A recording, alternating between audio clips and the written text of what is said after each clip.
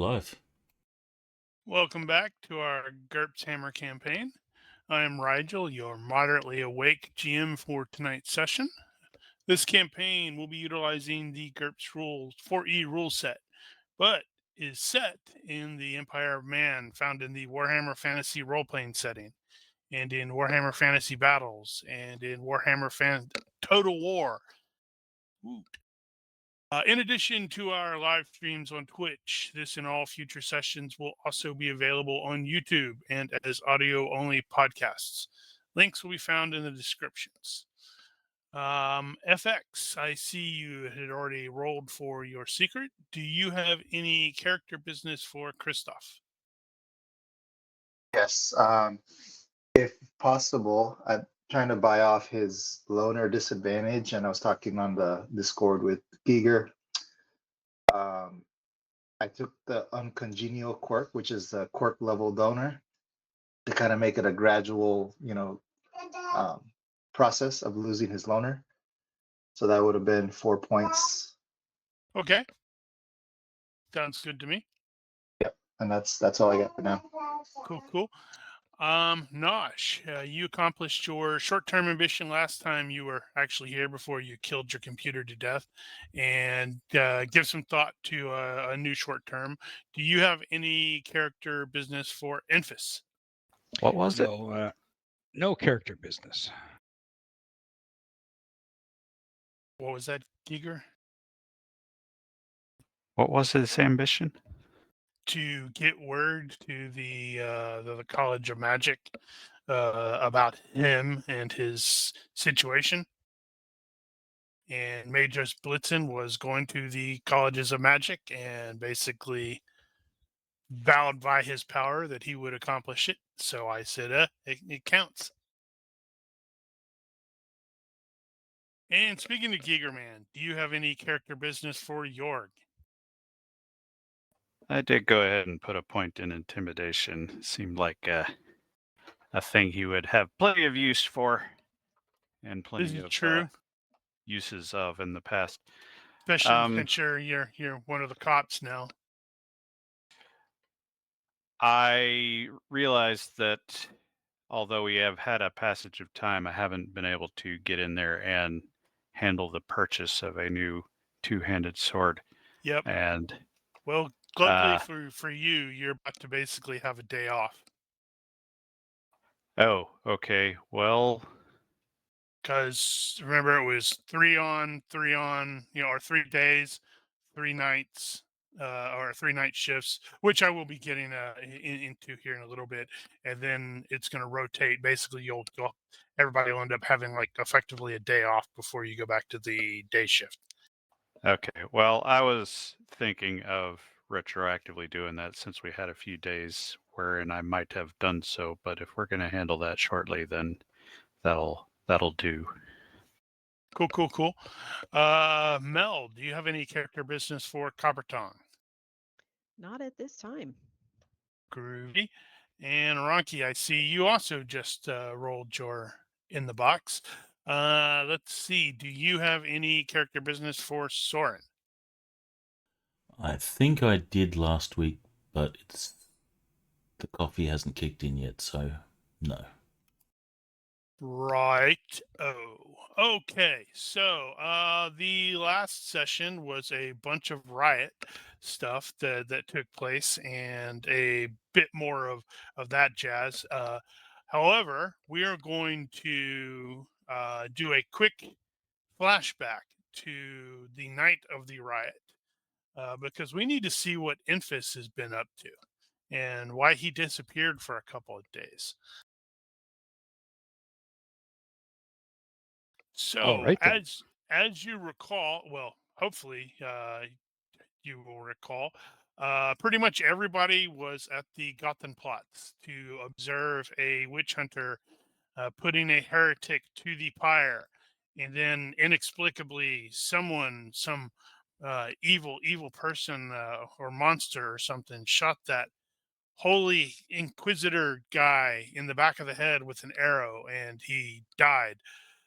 The witch hunter, and that resulted in a great deal of chaos happening.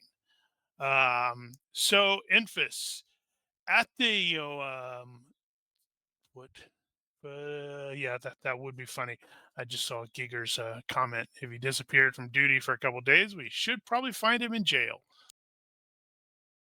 In the midst of the chaos, more accurately, right before the everybody seems to actually freak out because there's this long pause as everybody's like, pretty much everyone is staring at the guy with a like a what the hell.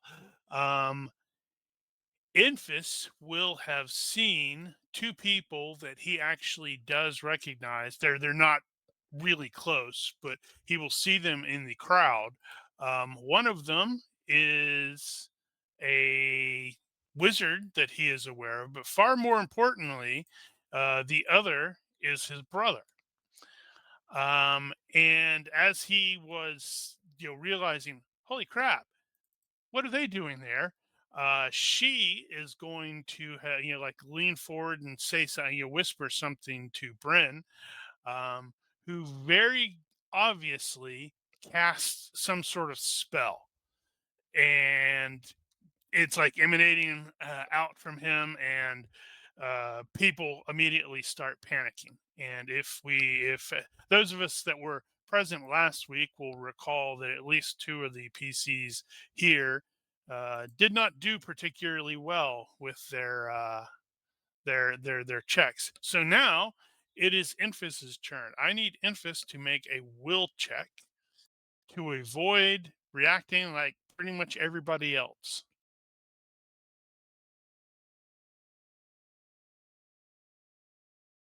Wow, a fail by one. Okay, so that means you fell into the same category as everybody else. A flood of panic just sort of short circuits his brain for a second. Yeah, it was everybody except Copper Tongue. Speaking of Copper Tongue, when she rolled that, you just rolled your straight will, right?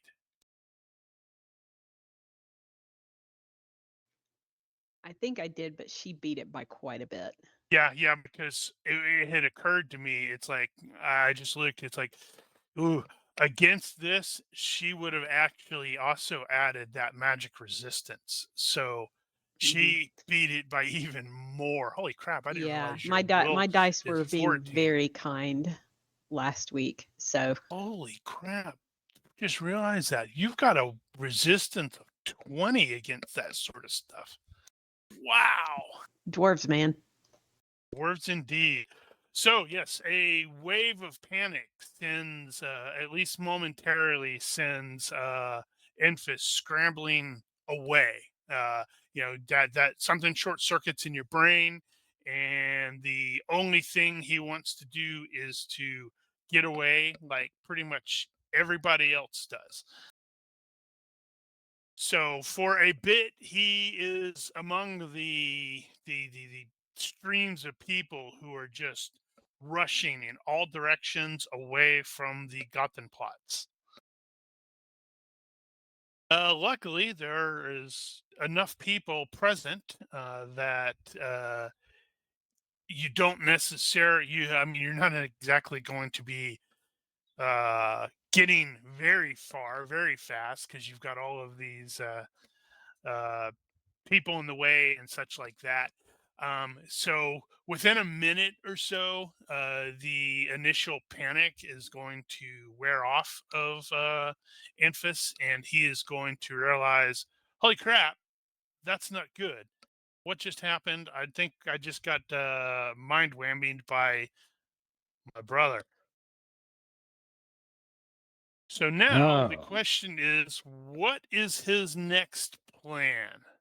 All right. Well, I think what I said last week was that I would, or the week before, is that I would. Yeah, it was last week. I think I must have put it in chat. I will try to follow my brother, see where he goes. Okay. So the question I have in that case is like, are you trying to hide the fact that you are pursuing him, or are you, so in which case that'd be like shadowing, not necessarily otherwise, or are you just like, nope, I'm not even hiding it. So if he is, remotely cognizant, it would go into a chase? Question mark. Shadowing or chase? Well, I think I will try shadowing because its default is IQ -5, observation -5, or stealth -4.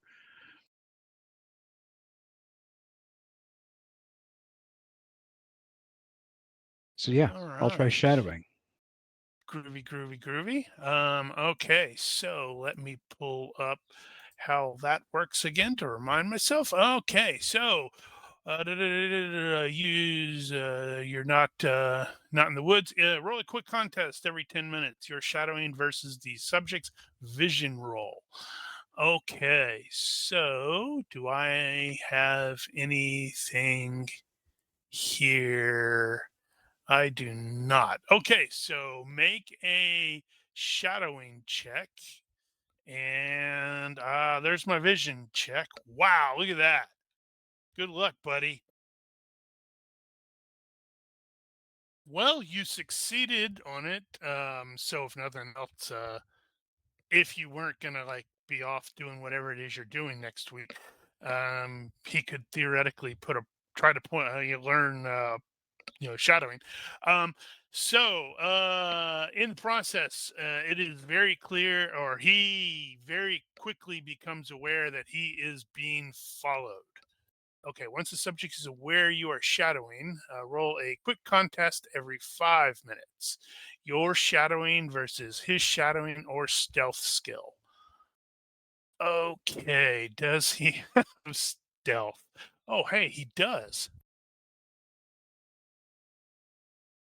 All right. So,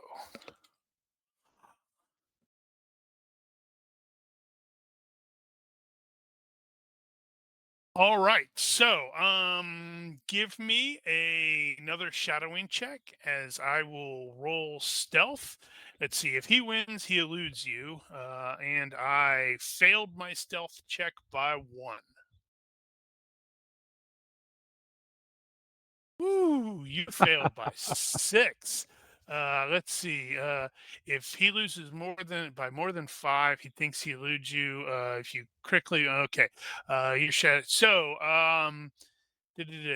based off of that, it does look like he managed to duck away, and escape. At this point, you guys are probably like you're looking at this is a map. It's probably like at the where I relocated Enfys. It's probably in that around there where you ended up losing track of him. Okay. All right. So, how does he proceed from that point? I think Enfys will simply return to. Um, Yeah, I think he'll just simply return to the group, or maybe go back to the barracks and report for duty, I suppose.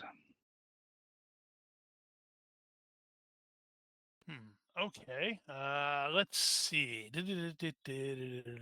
Uh, right. So you will end up back at the barracks. Let's see. So that means I may end up needing to do a minor retcon with what I'd stated previously, because we weren't sure when you were going to be back.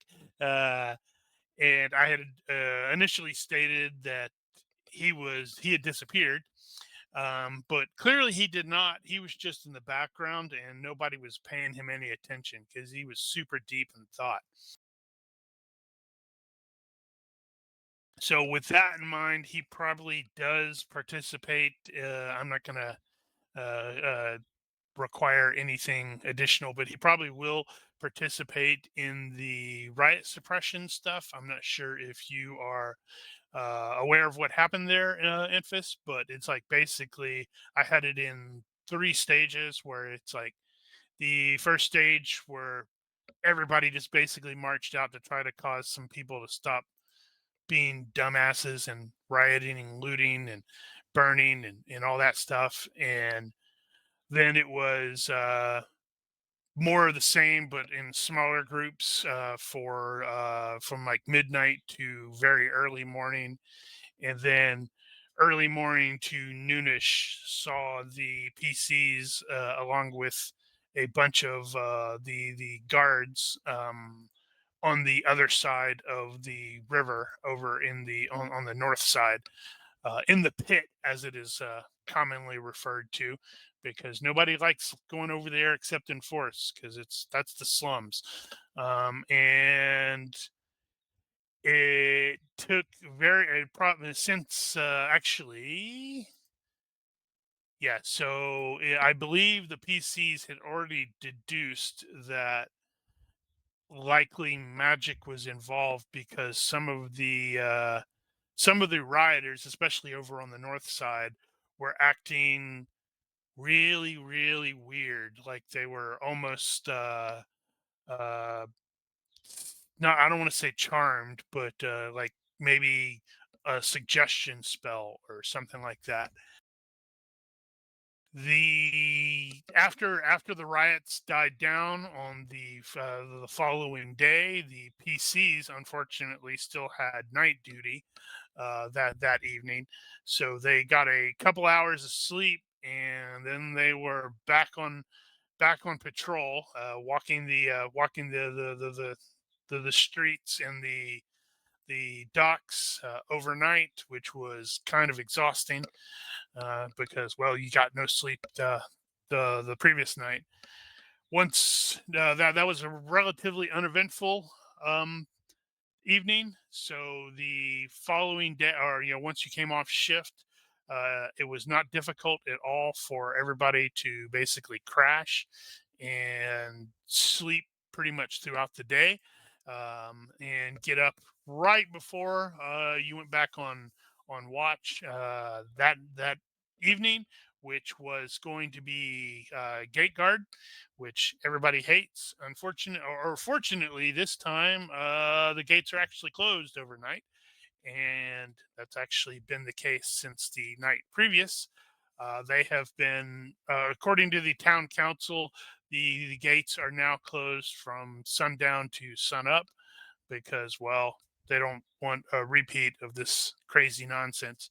And that was the evening when a troop of witch hunters arrived. But Jorg, who is kind of sort of the ranking guy, uh, because good old Rudy, Sergeant Rudy, had mysteriously disappeared, um, as he's wont to do when you're doing guard like that. Um, and York refused them entry, and that kind of honked the witch hunters off. But they went to the other gate and managed to get in.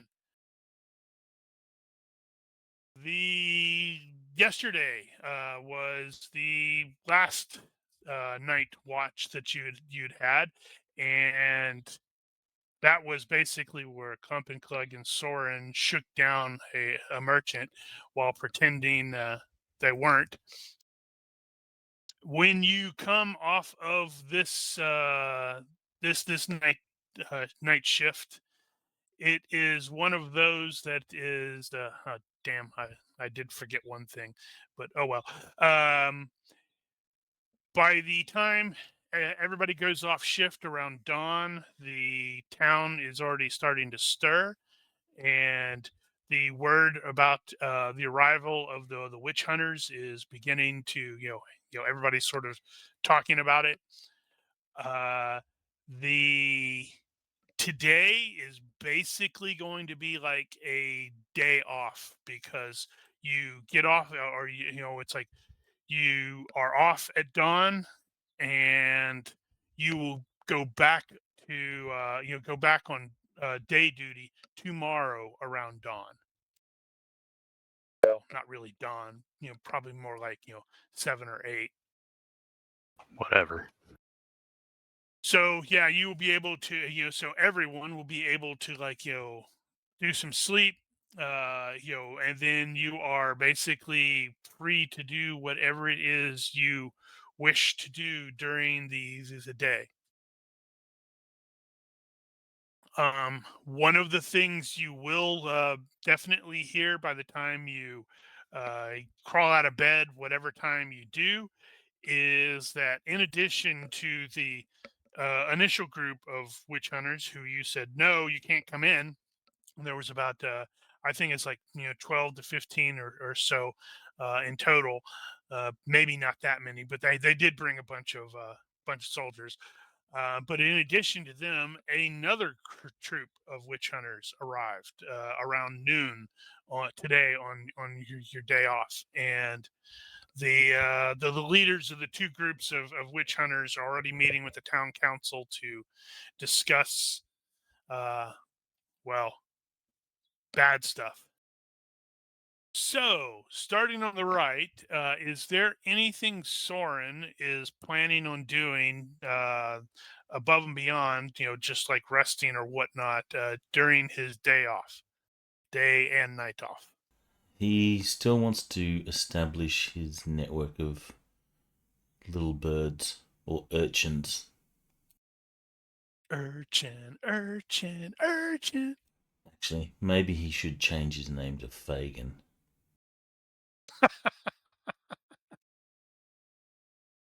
And you got to pick a pocket or two. Okay, so how is he going to go about doing this? He's just going to, wander the streets where, these street kids hang out, and he'll, get their attention with the offer of a little bit of coin. He will make sure that his own purse and stuff is secure and not in a position for them to take off with it. And he'll just basically offer them, I need some people that I can rely on for information and stuff. If you can do this, you will get some money for it.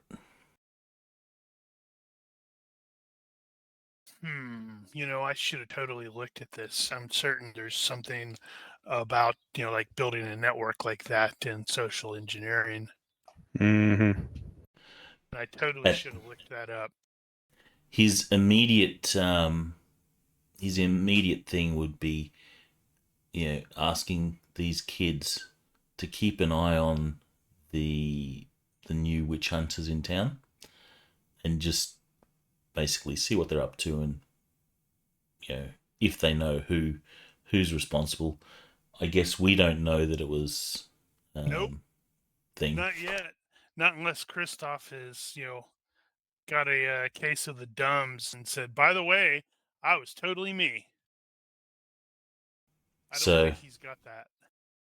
That will be his first offer or job for them. The intention is to get these people to be set up as an ally group. Right. Yeah, it's just I'm wondering how you would go about doing that, because that would be some sort of skills, I would presume, and probably also the expenditure of some cash. I imagine there'll be a streetwise at the very least. That would seem to be logical to start figuring out where these kids are and stuff like that.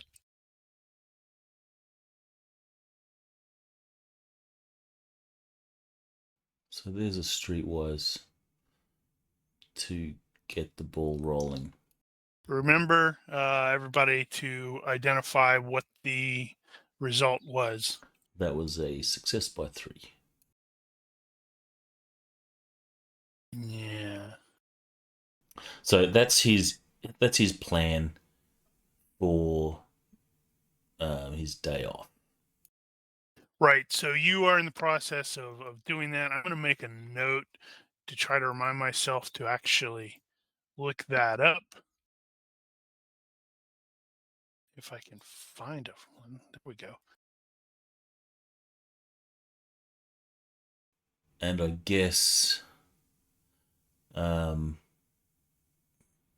don't know, half a dozen kids or something like that he's managed to sort of contact and talk to. He will offer them some money up front. Let's see. Yeah, that was going to be my next question, was like, okay, operating on the presumption that you are going to end up needing to spend some money. How much money is he spending? He will give each of these kids 2 pennies, just as a Well, at this point, I think you can just pick it's like, I'm going to spend this much, and then we can sort of figure out how many actual kids are involved, whether they all get the same amount, etc., etc. Because, like I said, I'm gonna look that up after the game. all right. So Well, it's like you can say, I'm spending, I don't know, 5 shillings, or 30 pennies, or a gold crown, or something like that. But it's like, yeah. And then in that case, it's like the crown wouldn't necessarily be, I'm spending this crown here, but more like, yeah, I'm spending it in pennies. all right. So, what's 5 shillings? That's 60. All right. He'll spend 5 shillings initially, but if the information that they come back with is useful and good, he will obviously reward more. Gotcha. All right, Coppertongue. What is Coppertongue up to on her day off? So Coppertongue is going to start working towards her next goal. So she's going to go to the Temple of Shalia and basically offer services to help with their orphanage. Right, you were going to do that. Yeah. So yeah, that means you will probably end up over on the other side of the river in the pit at the Mercy House, which is, if you recall, is sort of being administered, overseen by Sister Brigitte. And following the chaos, there's lots to rebuild over here. So that'll definitely take your day. I'm like, oh, yep, good to go. Yep, And she'll be I'm busy. just sort of noticing, I don't think this braid is quite right. I think it's an AI braid. Well,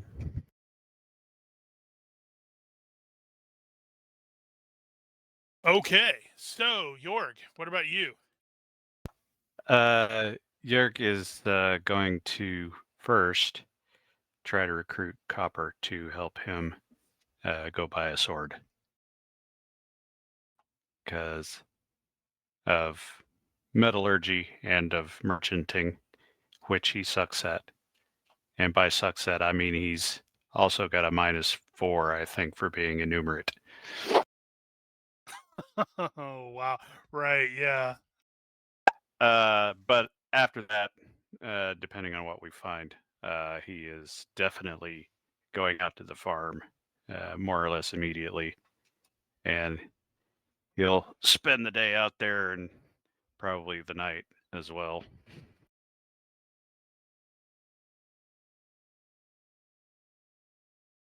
Okay. Yeah, it's possible if you can talk her into help. I mean, she's clearly got her plans, but that doesn't mean that you can't go. Oh, by the way, before you go, XYZ. Yeah, so it's up to her whether she wants to help out. So you'll catch Queen. Queen will have tools and bags and like be on her way out the door, and she'll be like, "Fine," and she'll just kind of toss everything down. I don't know. I think it'd be funny if Jorg was totally planning on going to the family farm, and somehow he ends up over there on the Uh-huh. on the Mercy House. It's like, how did I get over here? Yeah, Why am Queen I will like shove a bag in building? his. Yeah, Queen will shove a bag in his hand. Like, you can pay me back by helping me carry me stuff. That seems fair, I guess. But while you're over here, can you hold that while I put it back into place? Yep. Yeah, so anyway, Jörg will accept a cheap weapon if that's all he can get, but I'm just looking for the basic level good at this point. Now that starts at 900, and if Copper can talk that down, that would be kind of awesome, but not required. Oh, Copper will definitely try to do some haggling. Would that be like a merchant roll? That would be a merchant roll. Okay, do you want it in the box or open? Well, you're gonna know. I think it's fine in the open. Now I just have to see if I have anybody that has merchant, or if I have any generic merchant guys. That'd probably be a good thing to have. Well, I was also contemplating doing something similar to Success by the- 6. good roll. Yeah, I'm not even going to bother looking at the moment. Let's see. So I'm going to go there. Ooh. So he's going to have a 16. That seems like a lot. Well,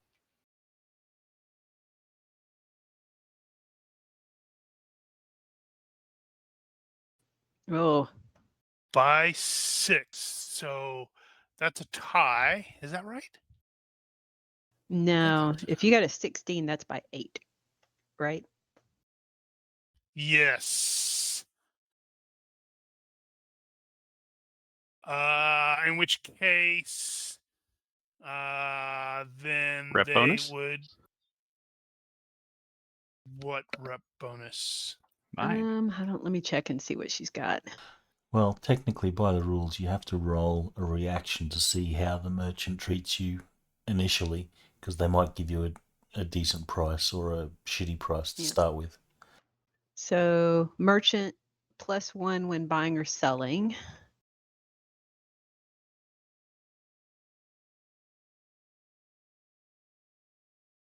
I legitimately don't remember that that rule for the not reputation, but the reaction thing first. Yeah, it's in the reaction, tables. I don't know if that's strictly part of the merchant process, but it's a normal thing to do. All right, so I'm going to say in this case, she's got gruffin and friendly, so I figure that will cancel out a reaction modifier for merchant +1, then -1. Oh, yeah. True.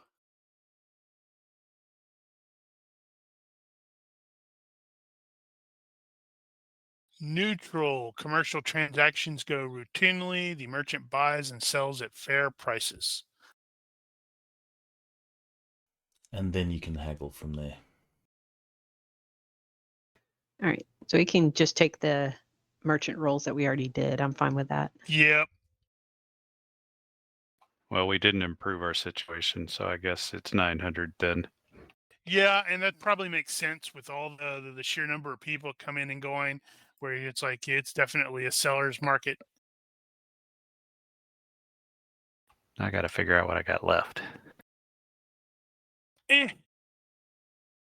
You're going to end up wasting the day over on the other side, helping her work on the Mercy House. Mm-hmm. Because remember, we totally joked that it was going to be a recurring issue where it's like, Uh-huh. I'm going to get home one of these days. All Yeah, right. just move your token over there. Let's see, where is Soren? I think Soren's over here in this crappy area. Right, I will look at that shortly. Okay, so Enfys, what is Enfys's plan for his day off? Well, I think Enfys is going to go back to where he lost track of his brother, and he is going to start to wander these streets and maybe start asking some questions to see if anybody recognizes somebody who looks like his brother. Okay, so I do know that's in social engineering. You are specifically searching for people or a person. Yes, indeed. Okay, and yay, I remembered to put the city stats in the proper format for Bögenhafen. Okay, so where is specific person? This is for hirelings and jobs and buyers and companionship. Specific person is based on the pop searches +0, so it's that IQ roll. Since it's a +0, it's not going to matter if that's up or down. And then it's just kind of based on whether or not the guy is hiding or trying not to be found. See, known individuals, page 24. Known individuals. Sometimes the goal of a search isn't a person or of a given type, but a specific person, known by name and or reputation. Authority plus parentheses CR -3 if the searchers are the legal authorities or have access to official data. Well, however, the target of the search is the right connections, use the local community's corruption to modify the effective CR. So that's CR -3 is -1, -2 with corruption, possibly. So this is just an IQ check. It's not there's not an actual skill. That depends on who you're looking for and He's whether or looking not for that his skill brother. might be applicable. I mean, that could be a wizard-related skill, like a Well, he set might. Faire wizards or something like that. But I did mean may need to make sure I get this. So Enfys is very much aware by this point that there's a lot of witch hunters in town. That's one thing. Another thing that he's very much aware is that he just saw his brother basically cast a very large spell that caused a great deal of panic. So he is not, presumably, not going to want that information to necessarily get out, because should that happen, then well, if the witch hunters don't burn him for causing a riot, then the town officials might.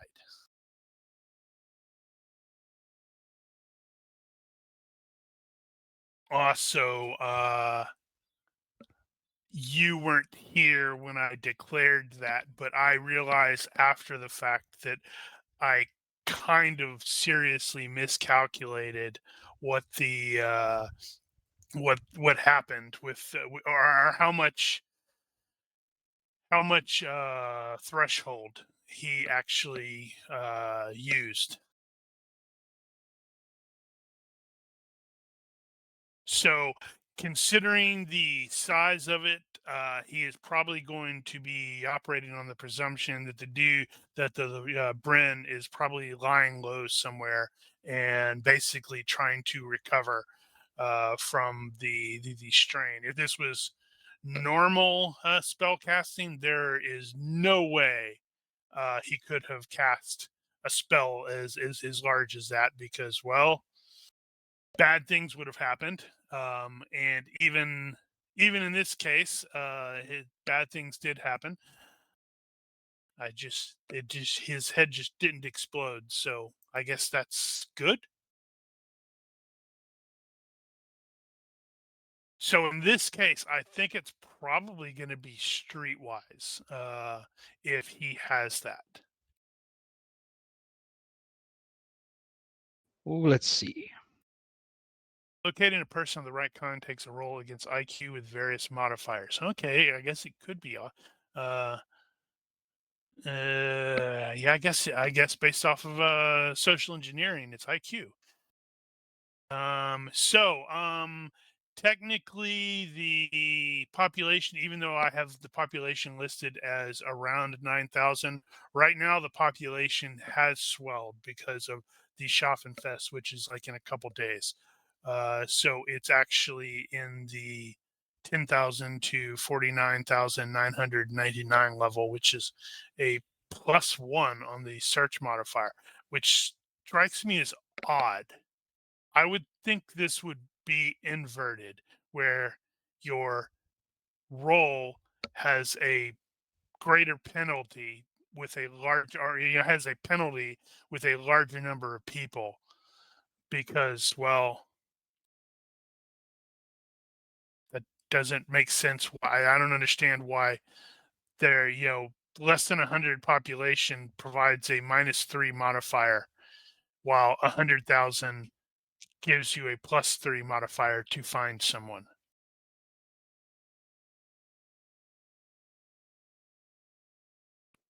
I do not know. Oh, never mind. Page 24, under the known individuals, it specifically states, the bigger the city, the more easily people can get lost in the crowd. Because of this, the population modifiers on page 22 are inverted for this type of search roll. Right. Okay. So the normal population, or the more normal search thing, is I'm just looking for this kind of thing. It's not I'm looking for a person. It's like I'm looking for some dude who can sell me some stuff, and that does make sense. Okay, so -1 for that authority. Are you, when you are poking around and asking, are you donning the even though you are technically off shift, are you wearing the guard garments? Definitely not. Okay. So, target's traits modifier equal to his status. That's going to be 0. So it is going to. Let's see. Right now it's looking like it's just -1. That still seems low to me, or not low enough.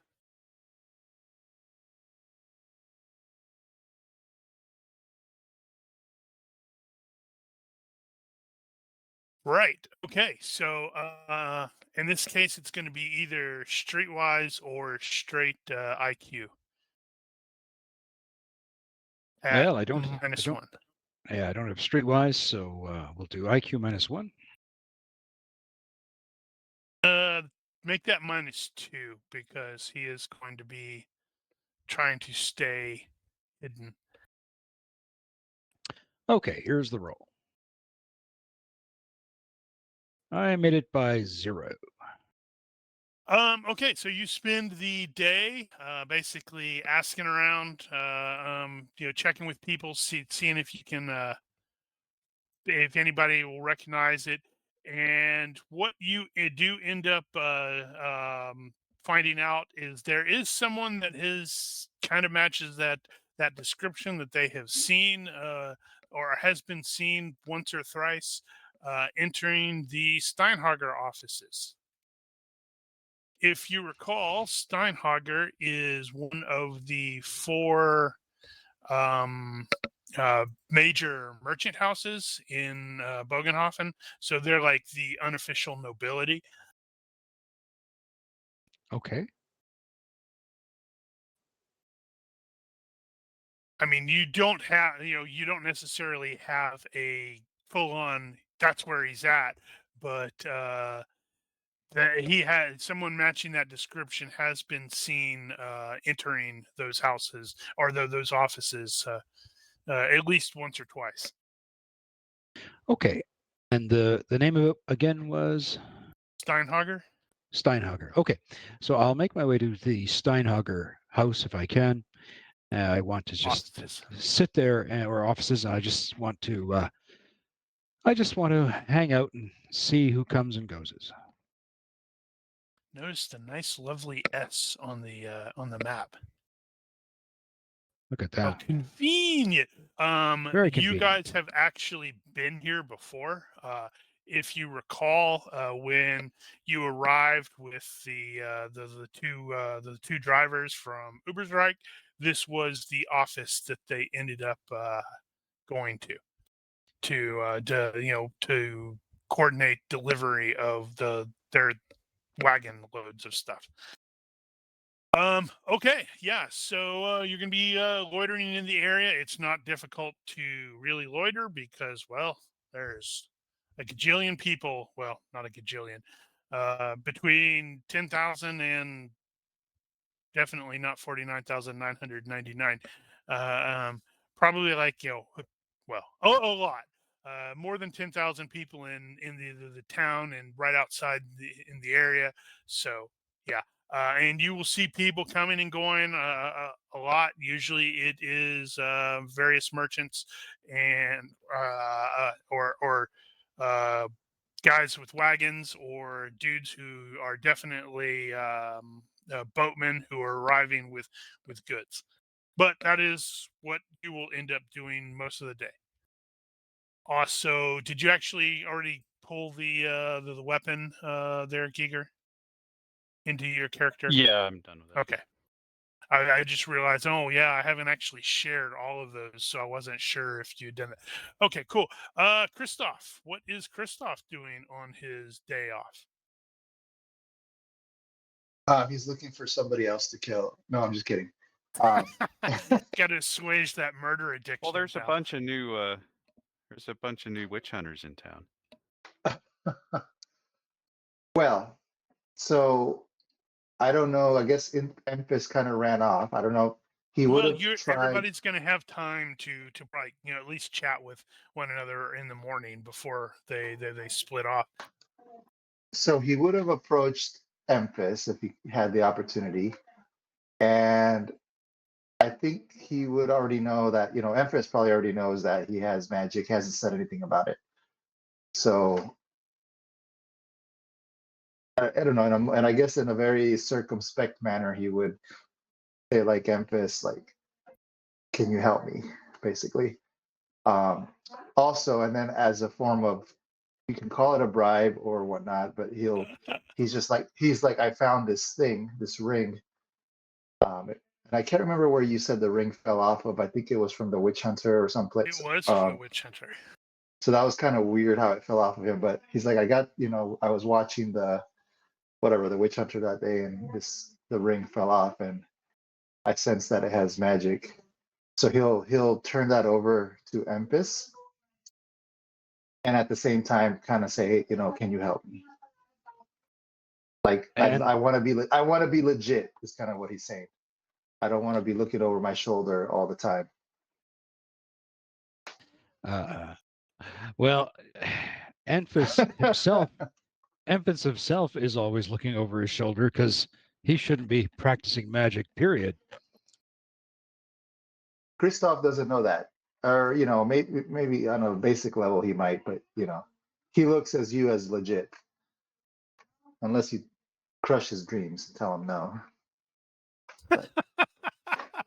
So what reasonably should Christoph know about the practicing of magic in this world? Christoph? Yeah, it's a Very question for the interesting. GM. Yeah, so Christoph is going to be aware that it is very, very tightly controlled by the various by the colleges, because, well, way back when well, honestly, it's not really way back when. It's principally because spellcasters are directly accessing the warp, which is pure chaos. And so everybody's like, yep, they're eventually going to go mad. And that's what everybody is sort of convinced by, which isn't really necessarily the case, depending on how badly you foobar a miscast or something like that. But principally, it is the colleges for within the humans. It's the colleges have a very, very tight grip on it, and they are almost as jealous of people casting outside of it as the witch hunters are. So if the colleges find some dude who is some poor sap who's running around casting spells and isn't part of them, they may just as quickly shut them down as the witch hunters, simply because they're afraid that's going to, too much of that's going to cause the witch hunters to come after them.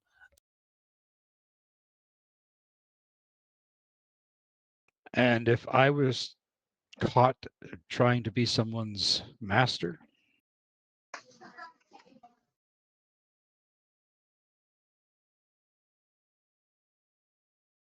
Well, obviously that'd be bad.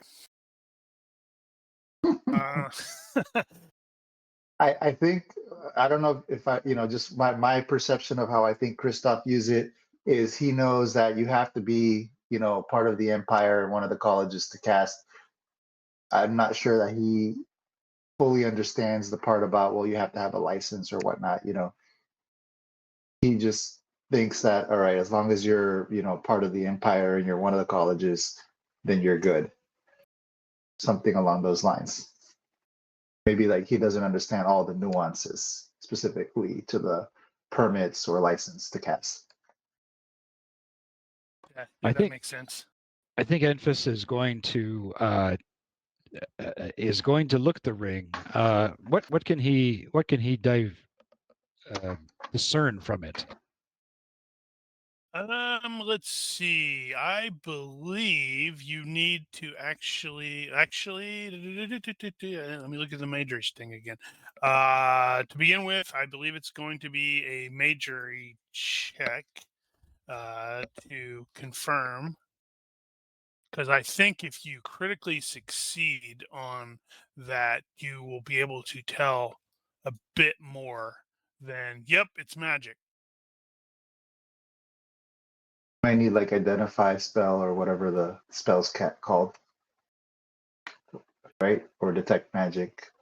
Yeah. Did I remember to put that in there? Divination. No, Something like that. divination's a religious spell. Yeah. So, what is it?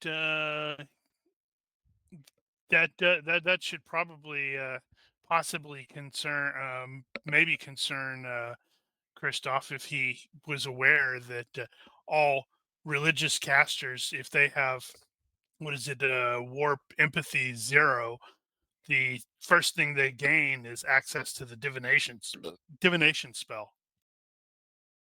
So that means every one of those Sigmar priests can, go, hey, Sigmar, can you tell me a little bit about the person who murdered this guy? Well, I'll tell Enfys will know why I got it. So if he decides that he doesn't want to take that risk of having the ring, but I'm not going to There it admit is. to having killed Yeah. I think it's analyze magic. Maybe aura. I don't remember. Yeah, but there's a list of spells which I should just pin that on. Yeah, I just pinned it on the GURPS Hammer Discord thing, where there are a list of spells that any Imperial Wizard can learn, regardless of the college, which are like Detect Magic, Sense Mana, Aura, Identify Spell, Mage Sight, Mage Sense, and Analyze Magic. And I don't know why I said Analyze Mage. That's Analyze Magic. But yeah, so Enfys, give me a sense roll. Okay. That is, I guess it's. Which one is that? Is that perception? It doesn't matter. Okay, so that on a success, you absolutely know that the ring is magic. But beyond that, currently without the benefit of the appropriate spells, you're not sure what kind of magic it is. Okay, I will at least tell that to Christoph. It's definitely magical. I have no idea though what precisely it does. Can you tell me how did you see it utilized, if at all? I don't know that I did. I actually I don't remember exactly how it fell off of his finger. It didn't fall out of off his finger. It fell out of his saddlebags. If you recall, your very good friend who may have just totally screwed you over and cast a bunch of spells on you, which you are aware of now, if you recall, because you made the you did make the will check against false memory. She did something that caused the now dead witch hunter's saddle to completely come undone, or come unstrapped, and he fell. And when he fell, a bunch of stuff spilled out of his saddlebags, including the ring, or particularly the ring, which inexplicably rolled across the cobblestone right over there to Christoph's boot.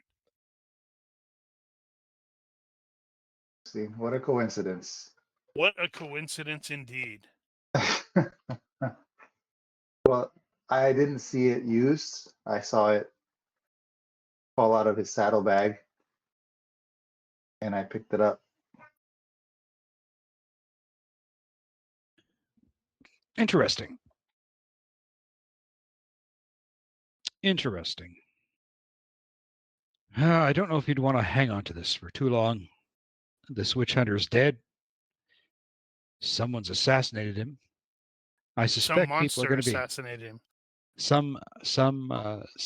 Someone is going to come looking, and if they could trace this to you, it's probably not going to be good for you. Christoph is freaking out right now because he didn't think about that. And he's like, he's either going to ask you to keep it. If you say no, he's like, he's going to try to find a way to like throw it in a dumpster somewhere. Yeah, I don't want to touch this thing. I really don't want it around. Tell me, at this point, what Christoph were you? is starting to look at all the people around and wondering, is that guy looking at me funny? I think that guy's watching me. What was it that got you to even be near that witch hunter to begin with? All right. Well, let's do this. He's going to try to lie to you. How did that happen? But he's going to basically say that his lie is going to be like, well, the other, obviously, you know, I'm a hedge witch, and I just wanted to see who the other person that was being accused of a hedge witch was. Interesting.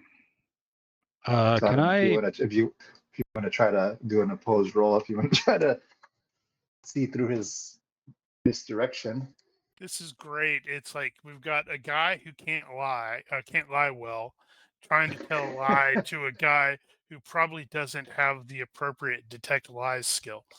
He was hoping that Enfys wouldn't ask. That's why he So brought the it's ring. so it's perception -6. Well, to be fair, you don't have to actually. I You kind of don't wanted to have to leave it to actually do chance. detect lies if you don't have a reason to suspect he's lying. I think Enfys is instantly suspicious that he was near the witch hunter who was killed and has his ring. That's bloody suspicious. He's not wrong. Detect lies, perception -6, body language -4, or psychology -4. Oof. Your detect lies skill versus your subject's IQ, or fast talk, or acting. So you would make the perception -6, and it looks like Christoph is going to either do IQ or fast talk or acting if he has it. Okay, I have actually fast talk, and it's less than my IQ. Why would I roll that? Why would I want to do that? So the issue with fast talk is normally, if you fail that, you piss them off. Okay.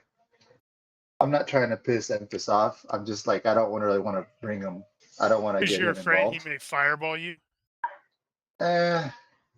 Maybe I'm, maybe he's on that, but he's mostly doesn't want to get him involved, and not necessarily because he's scared of him, but mostly just because he's kind of still a private person and he doesn't, tell his Right. business to anybody.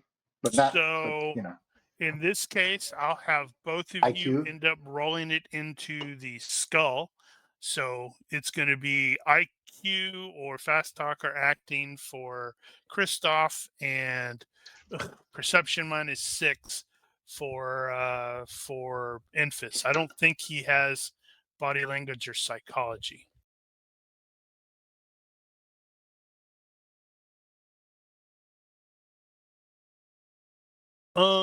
Okay. Well, yeah, that seems pretty reasonable. To Enfys. Because if you recall, in this case, you obtained the ring before he died. He was traveling through an area, and I think you were actually heading toward the shrine to Tal outside, and the guy just happened to be passing by. So this was not at the assassination. Correct. So yeah, he could totally tell him that. It's like, yeah, it was no, it wasn't then. It was before that. I'd have to double check. It may have been no, it was the day before actually. Yeah, he's kind of using, he's telling like partial truths and not 100%, clear. Well, if I can't discern that he's lying, my suspicion remains. One dead witch hunter, he's got part of his personal property. So I'm just going to say to Christoph, look, Christoph, get rid of this ring. I don't know how you want to get rid of it. Maybe toss it in the river, but get rid of it. He's like, okay, Enfys. He's like, yeah, you're right. He's like, I'm sorry to bring this upon you. And I think I'll give it some consideration. What you're asking. Yeah, so he's like, yeah, I understand. You cannot sponsor me, but if you know of a way that I can, be legit, then I would appreciate any advice. It'd be too legit to quit. And in his mind, emphasis saying, yeah, stop having the personal property of witch hunters. That would be a start. That's what's going through his head. Stop breaking the law, asshole. All right. Nice. So Well, after he chats with him, what else is Christoph doing for his day off? if he still has time, Oh he yeah, would you could add to whatever chat. happened to the alleged witch hunter that was going to be burned, Witch hunter. You mean the or victim? The guy he hedge was gonna. witch. Sorry, the hedge witch. Right. That person was burned. What? They didn't make it? Nope. Okay.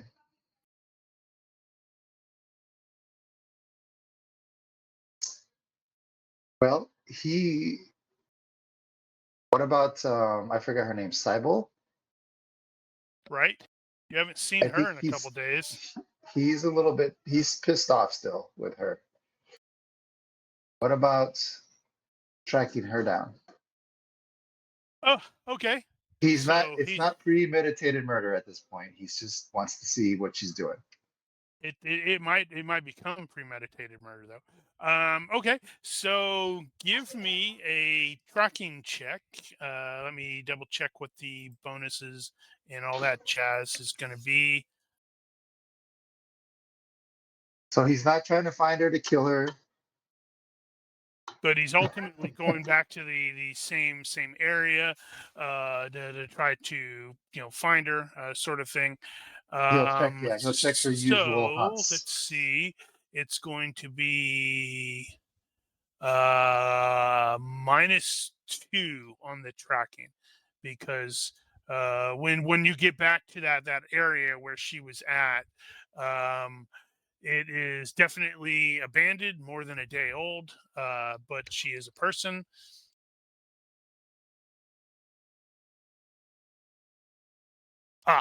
Right, you rolled it into the box. I was not going to make you roll in the box. That's fine. But that worked. That's cool.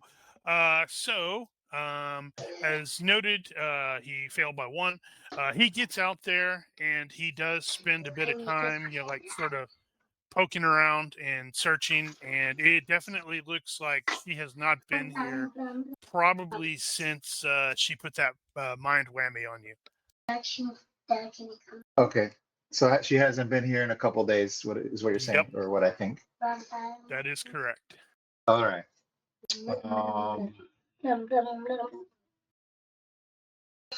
I'm trying to look at my social skills here. But yeah, I think.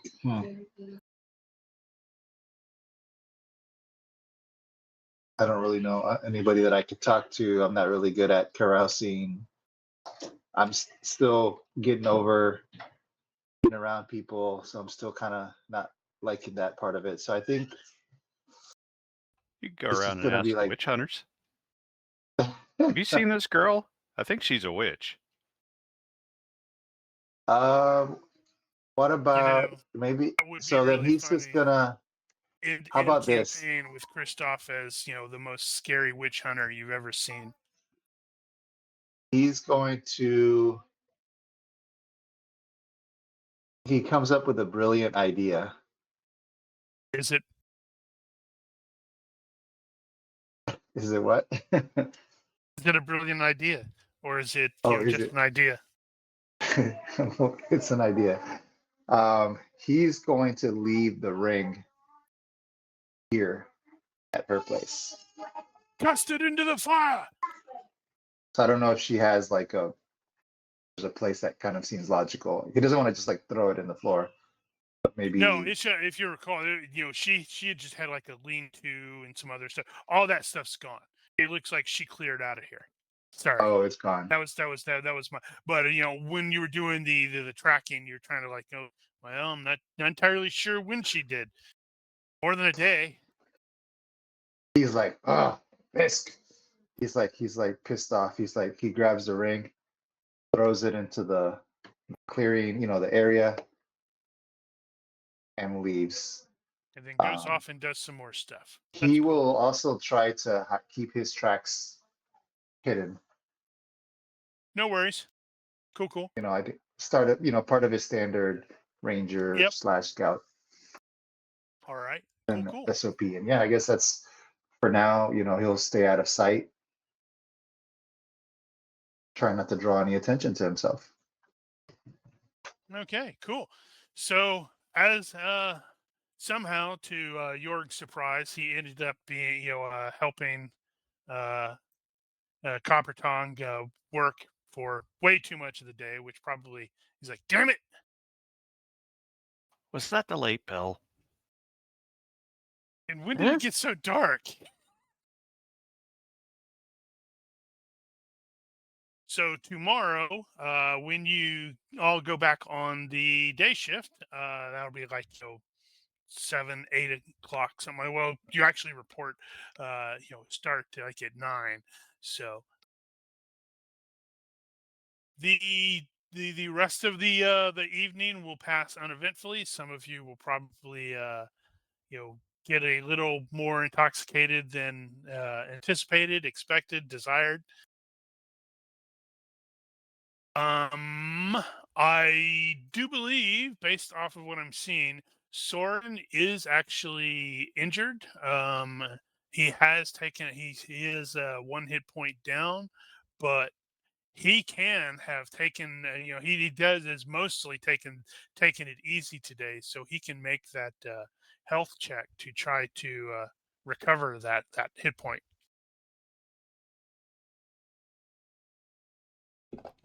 That's a +1 with fit. All right, so that's a success by 2 with it since you're +1. So you are no longer injured. Yay! Everybody's healed up. How about that? The party is at full strength. Yep. Yeah, but that's only temporary, I'm sure. Yep, probably. So when you check in the morning with Sergeant Rudy, he is going to advise you that you are on gate guard today. And he's like, grumble, grumble, grumble, because, well, day gate guard is much worse than night gate guard now that the gates are closed at night. It's not going to be the same gate. It's going to be the east gate. The job, with everybody, coming in and going and such like that, it is going to be pretty darn busy. I got to get everybody over there. Get your butts over there. The job is to basically check the incoming coaches, pedestrians, wagons, riders, etc., and make sure they're not like mutants or wanted criminals trying to sneak in, because there is going to be like a sketchbook of the be on the lookout for these people, including to Soren's I don't know, surprise, amusement, discomfort, perhaps, of Heinrich the Slick, the guy you tossed the lock picks to, and then he promptly stabbed you right on the night of the riots. Yeah. And then once there's also you're also going to be tasked to keep the guy from the Merchants Guild, to avoid people jumping him as he gets the taxes from the people who are bringing stuff in to sell. This fellow is especially boring looking and sounding and such like that. We're going to call him Hair Dull.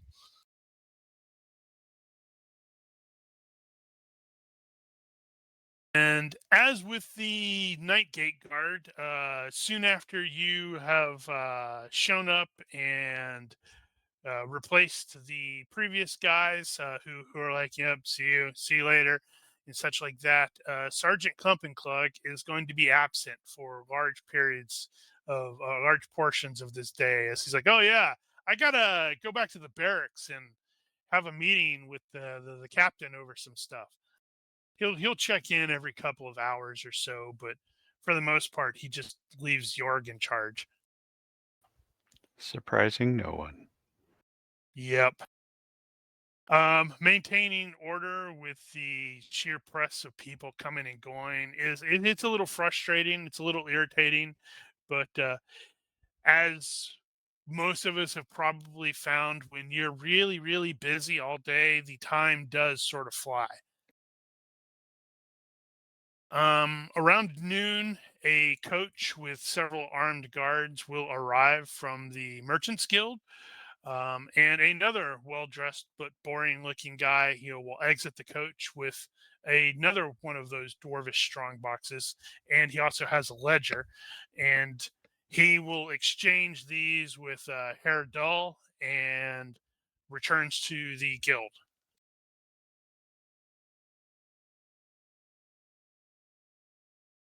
There is no general instructions for, or not instructions. There's no real procedure for how you will provide your own or provide lunches. So it's entirely up to you. I mean, there's always going to be street food available, or maybe Soren can enlist the aid of the various street urchins that to act like their own you guys' own DoorDash or something like that. I wouldn't trust them for that. Maybe. What is this chatting? Oh yeah, Rudy Duschenklug.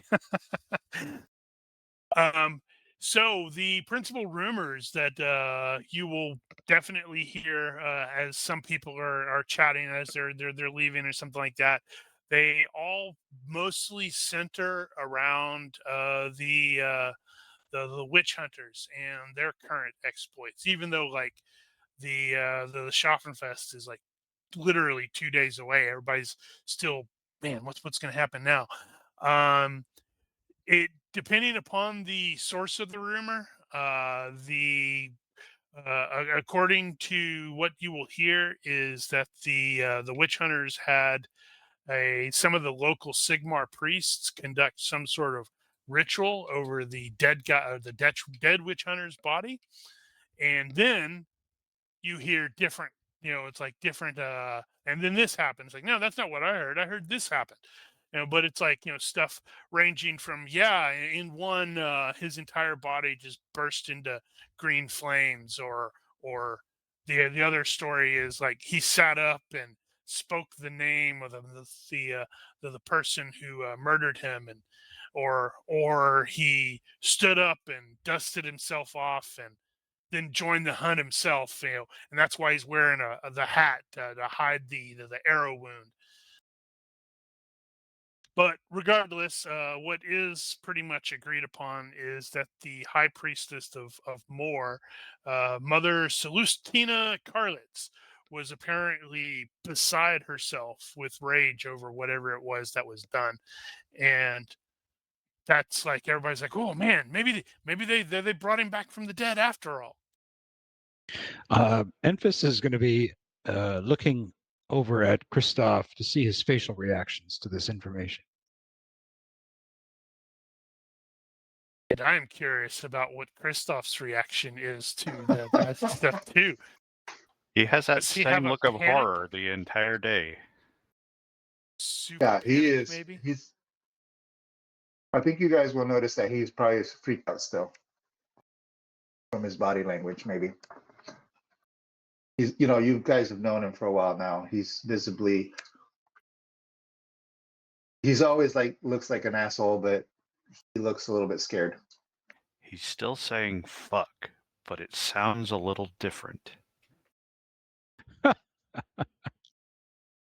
Yeah, and he's also going to sort of realize, probably around noonish or whenever it is that you guys arrange for some food. Christoph is going to realize that damn ring is in his pocket again. And he specifically remembers throwing it down and leaving it behind. You're so screwed. Oh no! I think this is gonna make him go down the dark path. Well, I certainly hope that ring doesn't become precious to you or anything. Hmm.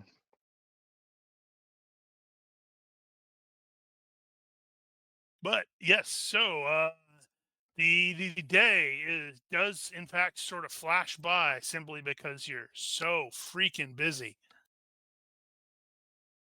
And it's one of those that it's like once the replacement people start showing up, you're like, oh crap, really? Good. I mean, you're going to have to have dealt with some bickering merchants who are like trying to not pay what the standard rate is, or you know, a couple people are like getting into arguments over which one of them gets to go through first and such like that. But based off of where you're located, you also have a really good overview of how they are setting up the Schaffenfest itself. Because the various tents and stuff like that are starting to go up, and some of the people that are present are already starting to show like, oh hey, there's some people that are like camping out in the area where it's like they're clearly going to be setting up a small stall or something like that. And you've got little the various areas are starting to get populated with lots of animals. And you've got the livestock rings are starting to show up or be set up. And every time Jörg looks out the gate at the Schaffenfest going up, he comes back smiley.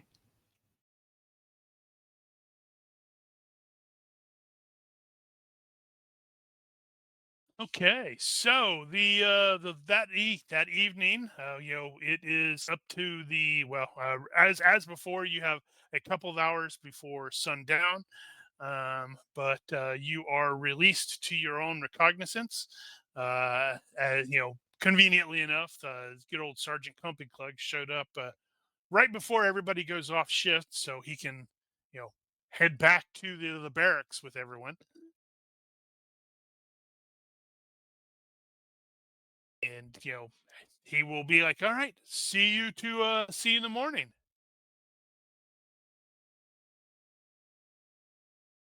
But before everyone is able to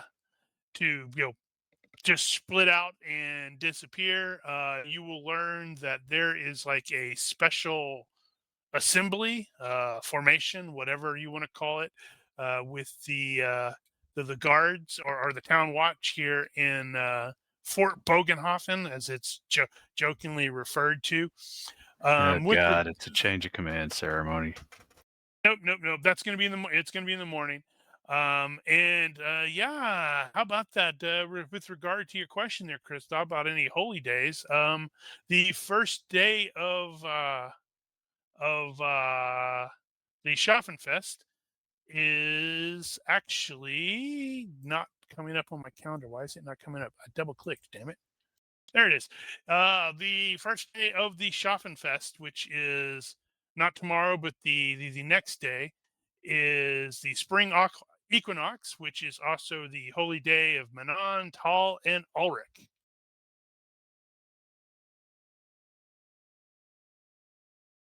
Just in time for that. Yeah, I think when he found the ring back in his pocket, and then just kind of thinking about, the holidays coming up, he just gets like a chill go down his spine. Yeah, it probably also doesn't help that there's pairs of witch hunters roaming the streets too.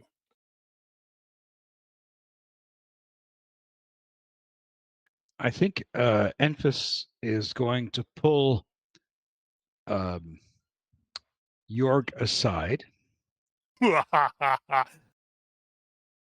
and explain his conversation with Christoph earlier in the day.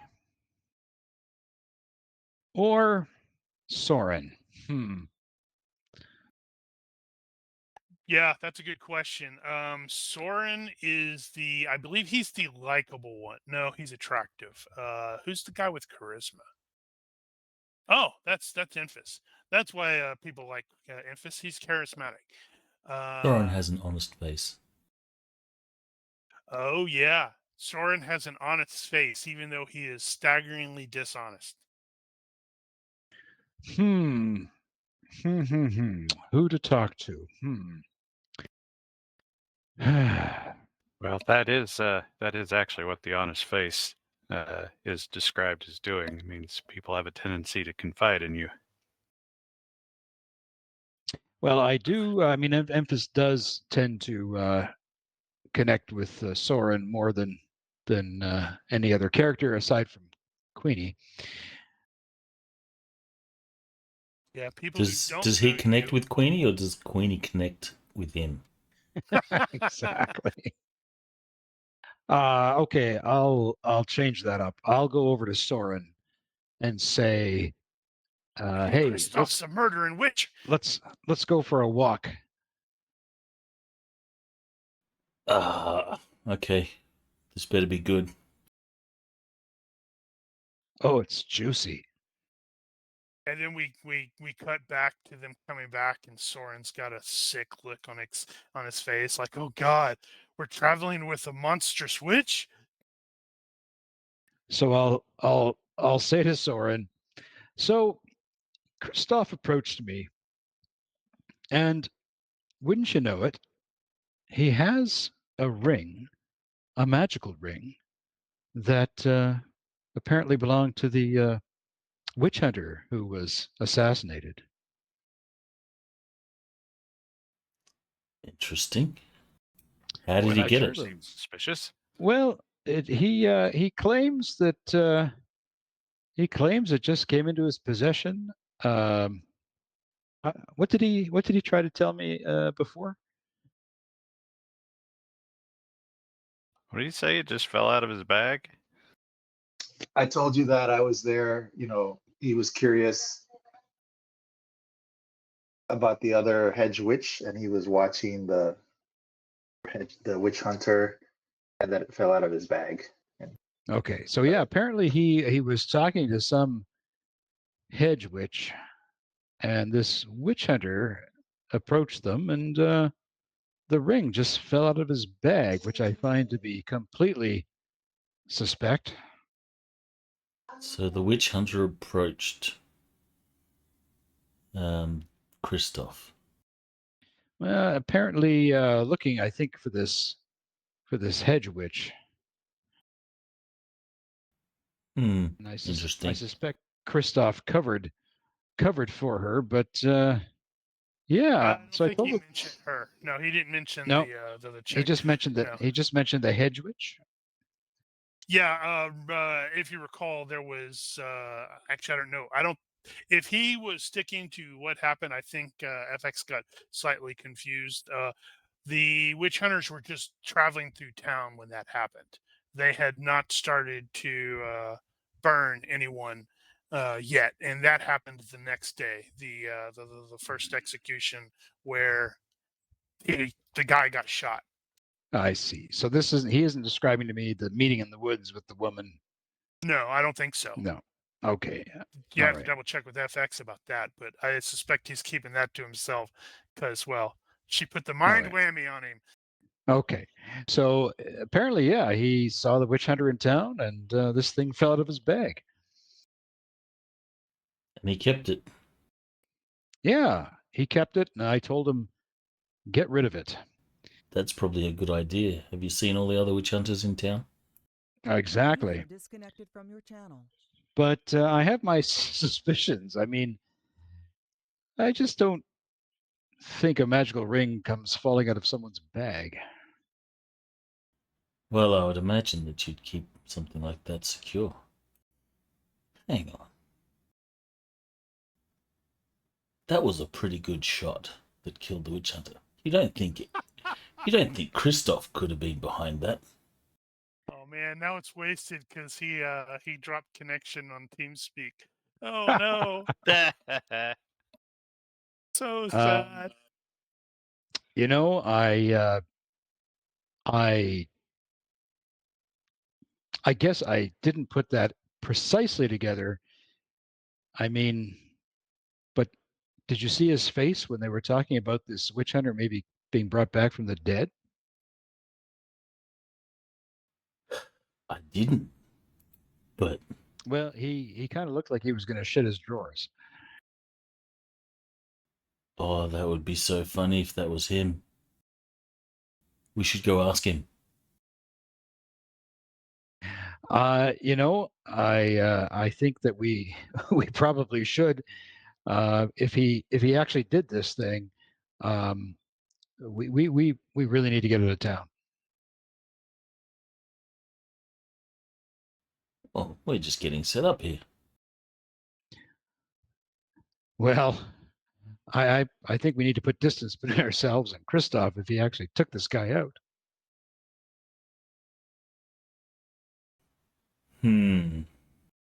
I mean, unless he was under some spell of some kind. I mean, is it something? Did he have it out for this guy? I don't know. It just doesn't. It just doesn't seem to me like something he would just do. Well, either way, he should get rid of the ring. Well, I told him to get rid of it. I don't know if he has.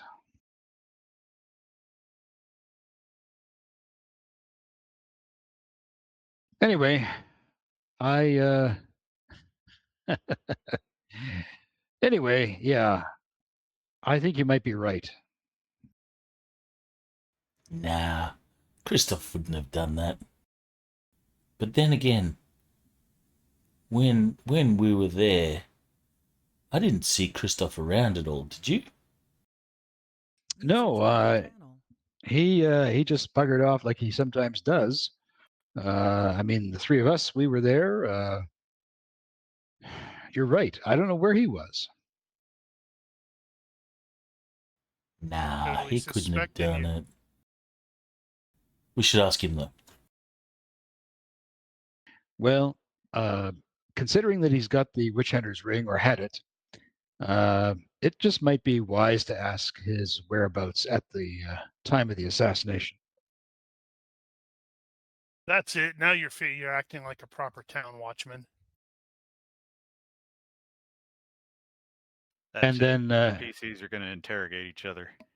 and then Enfys thinks, say, have they offered any bounty for the assassin? Has a bounty been posted anywhere? Not yet. I haven't seen anything posted yet. But I'll keep an eye out for it. Well, we might as well. You know, Christoph is a friend, but you know. Oh, I sure do know.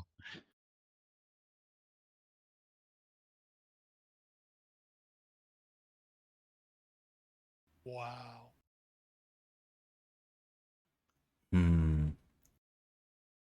Well, this is certainly juicy information. I told you it was juicy. We should tell the others. I think we probably should tell the others. Actually, probably not tell Copper Tongue. I was about to say, you know, Copper Tongue is honesty. We can't trust her with this information. I She's don't like, trust her, period. Yeah, well, there is that. Well, I mean, when it comes to my groin, that is. Just as a related side note, from personal experience, I don't recommend trying to extort a PC. That will get you shot. Just saying.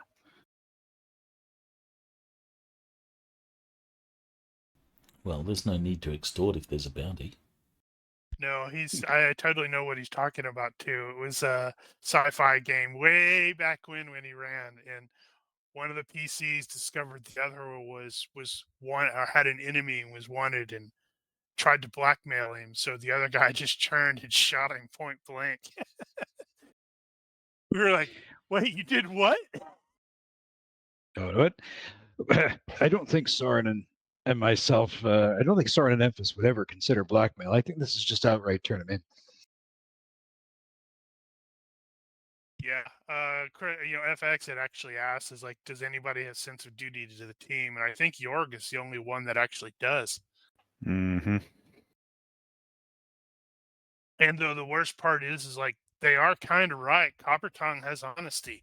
So that's one of those is like, oh, finds out he did that. It's like, oh, man, got to turn him in now. Mm-hmm. Yeah, don't tell Queen. I mean, No, I guess remember in a game way back when in second edition D&D, I think it was, that I was running, where the PCs ended up executing a criminal, and it was one of those where it's like, huh, I've never seen that before, but this works for these characters, but I don't think I've seen something like this before. Well, let's just keep it to ourselves for now. But we'll go talk to Christoph and get the truth. I see that FX actually, I guess you are having complete issues with TeamSpeak. Can you not log in at all or speak? Oh, damn, he's right. Copper would totally do that for honesty and greed. Oh, hey guys, I see you're talking about that assassination. It's one of Boy, I those. hope So it's like, Sigmar gets justice on that bastard. Crosses himself.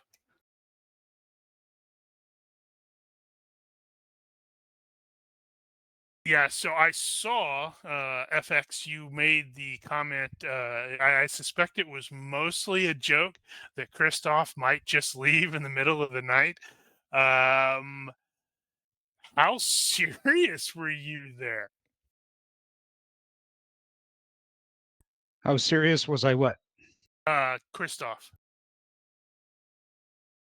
FX. He made the comment that Christoph might just leave in the middle of the night, and I was just like curious, how serious about that he was, because that would be amusing. Yeah, I think I'll be it's just his out of character stuff comments because he can't turn on his mic. I'll be right back. So sad. Why can't he turn on his mic? Is there something broken? Because TeamSpeak's being dumb.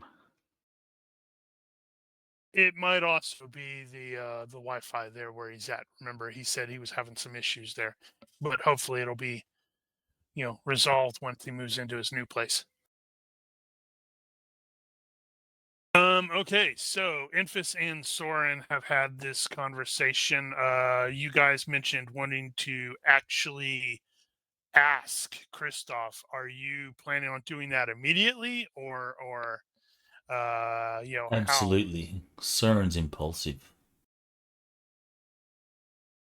Right. And I think Soren actually, no, he has body language, not detect lies.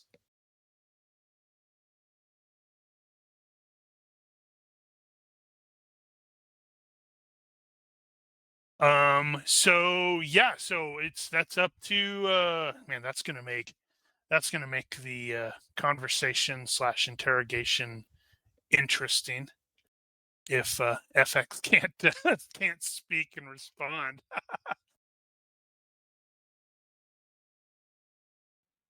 It's weird that's not allowing him to turn on his mic.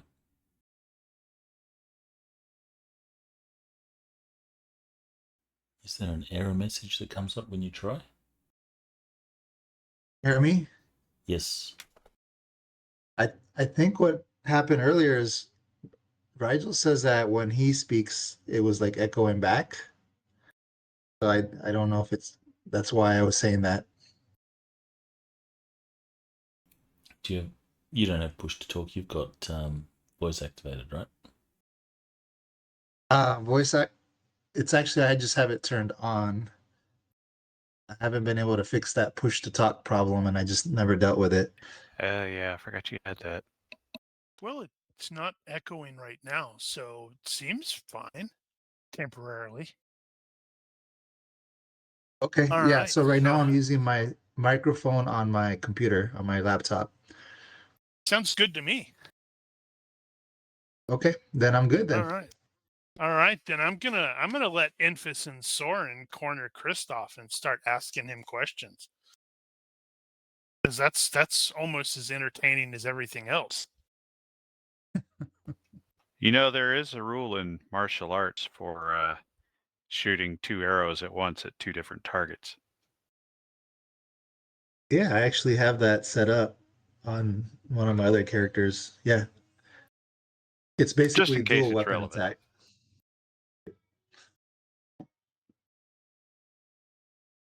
Yeah, so go for it there, Soren and Enfys.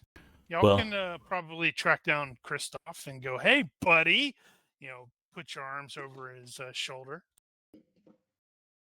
So we'll track him down and find somewhere discreet to talk.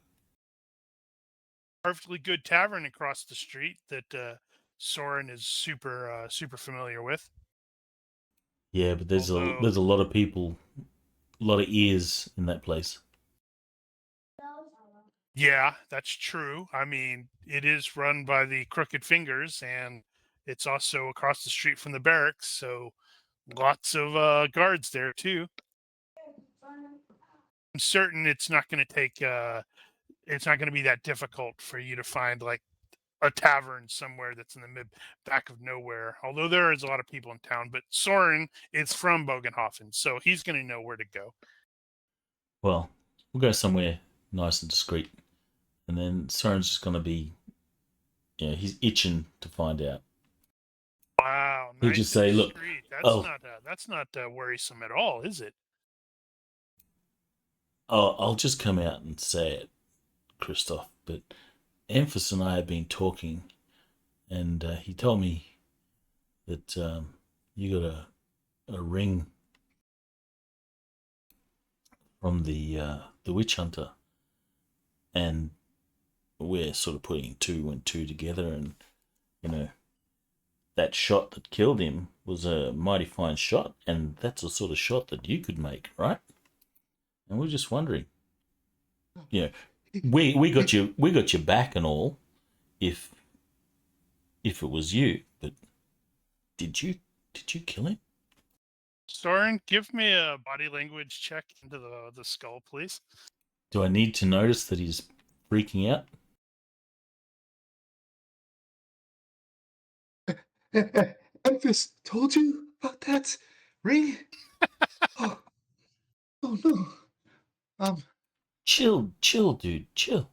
And he pretty much repeats the same thing. He's like, I was just there and it fell out and I picked it up.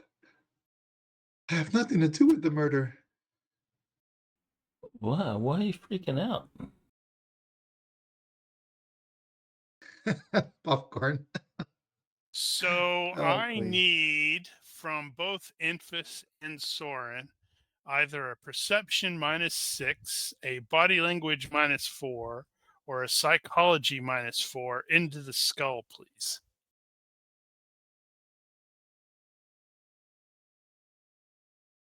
A successful body language check can provide a +3 on that. And I am going to need from Kristoff probably an IQ check into the box or into the skull.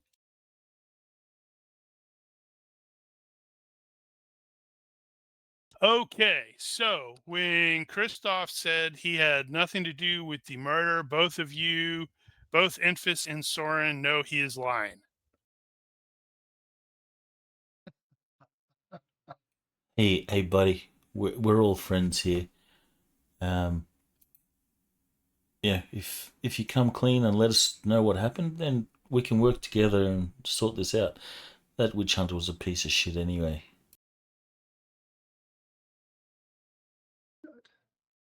I say, that was really I say, close too. I say you did toss the ring, right? When you say that, he's like, Enfys, help me. I tossed the ring and it's back in my pocket. I swear, I tried to get rid of it.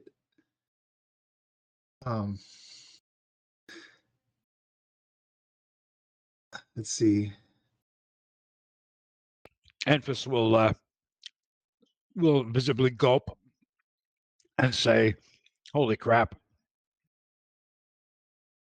So you did it, right?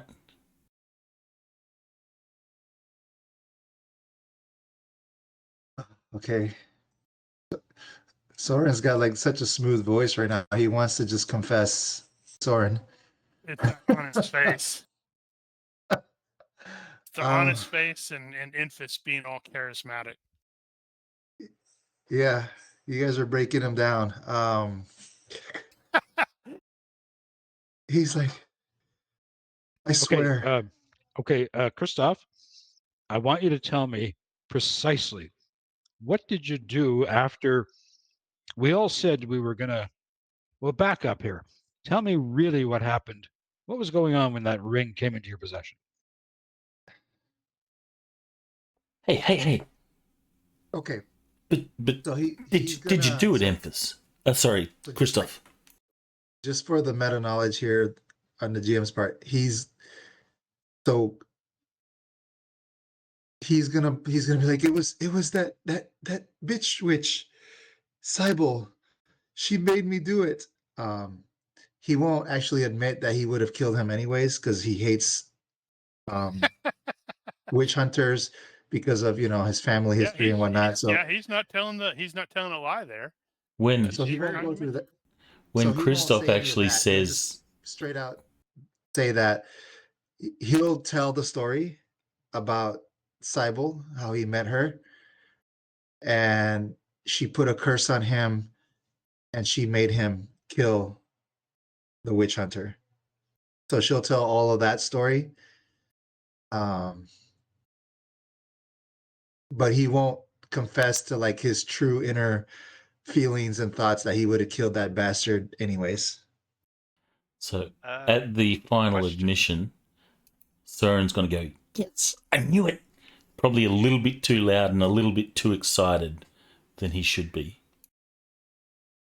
He's like, yes. You had to me or the GM? false memory on that, and I know we were discussing the failure of the spell and how he might have multiple memories of what happened that day. So the question is, was that still happening, or did that actually go away? I believe it went away. I am looking because he made the following day. It specifically states that if the implant when the spell ends, the subject gets a second resistance roll at -1 for each day the spell lasted, and he succeeded on that one. Right. So it's if this roll is failed, the subject will believe the false memory indefinitely, but is likely to remember the truth at some unpredictable time. But he succeeded, so he realized, wait a minute, that's not what actually happened. Now I remember her actually casting charm, weaken will, lesser geas, false memory on me.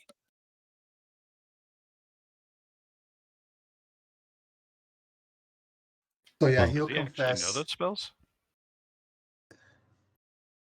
No. Could he actually tell Enfys exactly what was cast on him? No, but he can probably tell the results. Like she cast a spell, and I couldn't not listen to her, and then she cast a couple more spells, and I don't actually know what happened there. But I don't. How would you describe the effect of weaken will? I felt like my willpower was gone. That doesn't really work, drunk. does it? Maybe felt sort of drunk, and then she told me to kill the guy, and I couldn't not. And then she did a thing, and I misremembered that for like a day until after he was dead. So wouldn't necessarily use the names. I was just doing that for quick shorthand. What and I'm lazy. What skills then could I draw upon to try to put this all together? Domatology. Okay. Nice. I got Roll. an 8, succeeded by 5. Yep. So you got a pretty good idea. I mean, I'm fairly certain they probably have like slightly different, actual different names. But that is definitely, it's like, sounds like charm, maybe something to reduce his will, then a gas, because it would not, a command doesn't last long enough. And if he couldn't resist not doing it, then it was definitely like a gas. And then the false memory. Definitely witch territory there. Not that the So, witch hunters would care. They're like, don't care. You did it. Also, why were you hanging out with witches? yeah, so I'll also say, so the ring is back. Now, what might I know about how that would be possible? That you're not. Well, you go up by that by 5. Maybe a curse. There are many magical rings in this world, and none of them are to be taken lightly. Yes. Exactly. So, well, actually, to pick up on that line, how common are magical rings in this world? Definitely not as common as you would think. They're definitely not as common as like in D&D, where it's like you can have buckets of +1 protection rings. They are rare, I guess you would say. That means it's not impossible to find one, but it is going to be rare. And usually, I can't say usually, but quite frequently there'll be like a good thing, whatever the benefit is, the armor or whatever, and then there's going to be some sort of bad thing that's also attached to it. So, Enfys, I'll look at them both and I'll say, you He's know, hosed. the more I think about this, the more I think that the ring was purposefully dropped.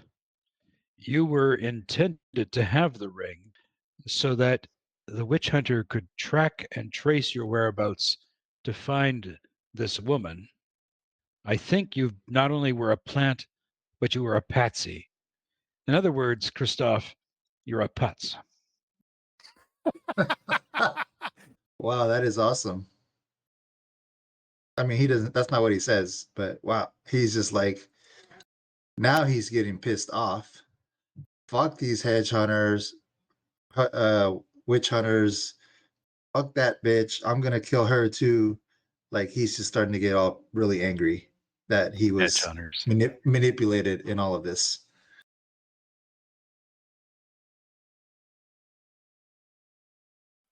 What is it with us? Always getting set up. One of you fuckers must be bad luck.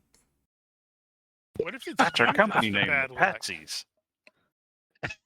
At that, Enfys looks at Soren and raises his eyebrow. Okay, Caster Lieberung. Magus Impedime of of the Purple Hand cult. Yeah, don't look at me. It's not me. Mm-hmm. Yeah. Uh-huh. Meanwhile, Copper Tongue is over building a freaking orphanage. Well, at least one person's a good person. So again, Enfys will say, so I think we need to figure out how to somehow get this ring off of your person permanently. I'm not sure if that's possible. Well, that sounds like a magic thing. That's out of my skill set. I don't know. Or- you could spend a couple more points. Get a couple more points, and Soren could become pick up Warp Empathy 0, and he could like be a sort of pseudo priest for Reynald. Or Maybe. Maybe Copper We, can destroy it. it's possible. Possible we It's gonna could ask the smash a hammer. dwarf if she knows how to get rid of this, but then that's going to get her involved, and we know what a goody two shoes she is. Yeah, no, she can't ever know about this. And Jorg will just immediately Nella's go all. cackling. Yeah, Jorg will just immediately go all duty. You said duty. So.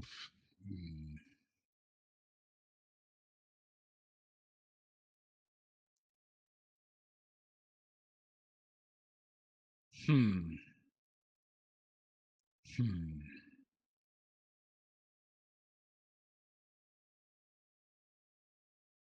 I'm stumped. I honestly don't know what to do. What York would do.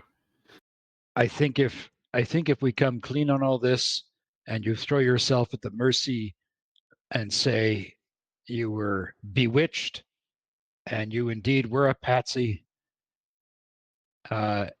you could perhaps fall on the mercy of these people to say, I know who she is. Let me try and Mercy. bring her to you. What is and this maybe this mercy word? I don't understand. And maybe by merciful, your death will be quick. I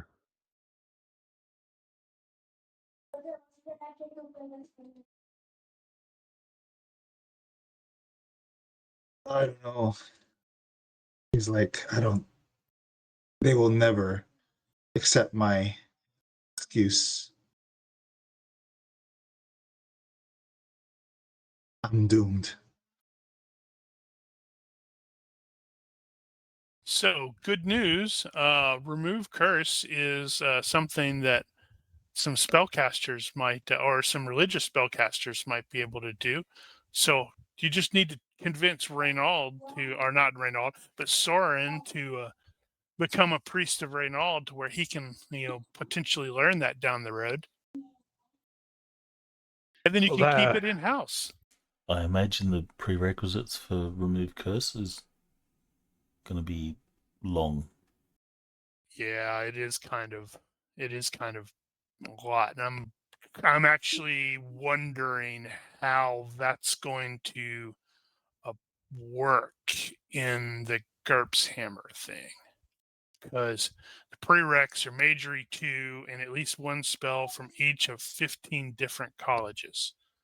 Oh, right. I did add the thing where it's like, as long as it's a majory 0, anybody can potentially learn as like a petty spell. So it is potentially doable. It just would take a really long time. I'm sure it'll be fine.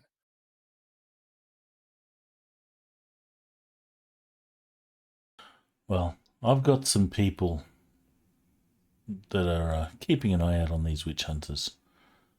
If they learn anything, we'll work out what to do then. But don't worry, Christoph, we got you back. Then Soren will turn to Enfys and say just loud enough for Christoph to hear. Says, "No, we don't, not at all." And then he'll turn back to Christoph. Nah, just fucking with you. You're good. We're fine with you until they post the bounty. He's like, I need to find Cybele and either kill her or turn her in. That's the only way I can survive this. How are they going to find out? The ring. They must be tracking me with the ring. Right. How are they going to find out that he's responsible? Is that what you're asking? Well, that's what Soren said.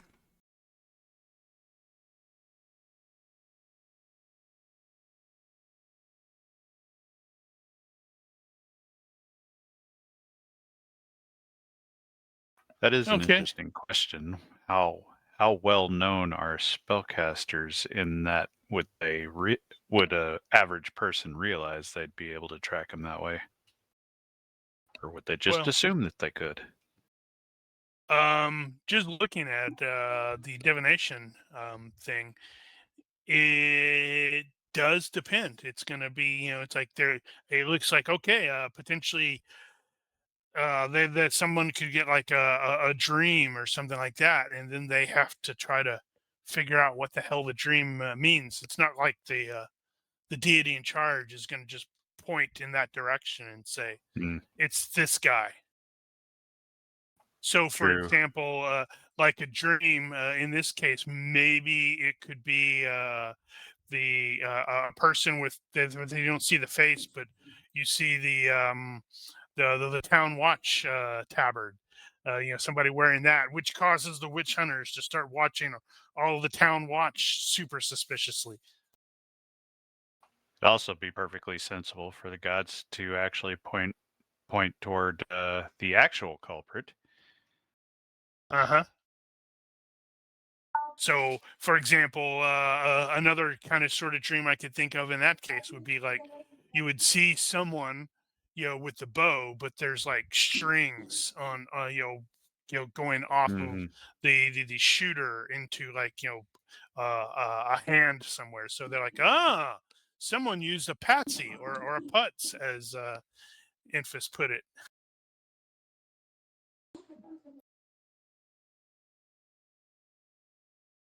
Right. Okay. So at least 3 of the 5 PCs are read into their conspiracy, their internal conspiracy.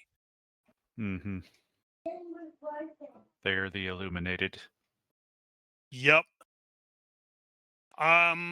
We already know Jorg is going to go off someplace to start drinking. Apparently, Copper Tongue is going to go across the river again and do some working for like a couple hours before it gets dark. Soren, Enfys, and Kristoff are off somewhere discussing this, and then I don't know what you're doing for the rest of the evening, unless it's like maybe you take Kristoff in down an alley and shank him to death. No, we won't do that until there's a bounty. I mean, we won't do that at all.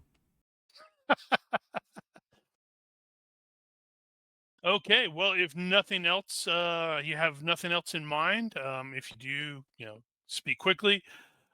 The evening will pass, and early the following morning, everyone will be assembled at the barracks for whatever it is that is going on. Relocating people over there and fixing my thing. Yep. So, to everyone's possible irritation / disgust, whatever, the formation in the morning is like, or the special assembly is basically the captain, who I should probably pull up somewhere. It is the captain issuing out like rewards and decorations to various members of the watch, including Sergeant Rudy, who is frankly he's like getting a medal and like a little purse, and all of the things that he is being rewarded for. You guys are realizing, wait a minute, we're the ones that did that. So, Hmm. for example, the bucket brigade on the big fire on the docks. He's like singled out for the heroism for leading that and ensuring that the fire was put out, and then he like stopped a big barroom brawl and with Altdorf, and was instrumental in shutting down the various riots and all that stuff. And it's like he's clearly a celebrated hero.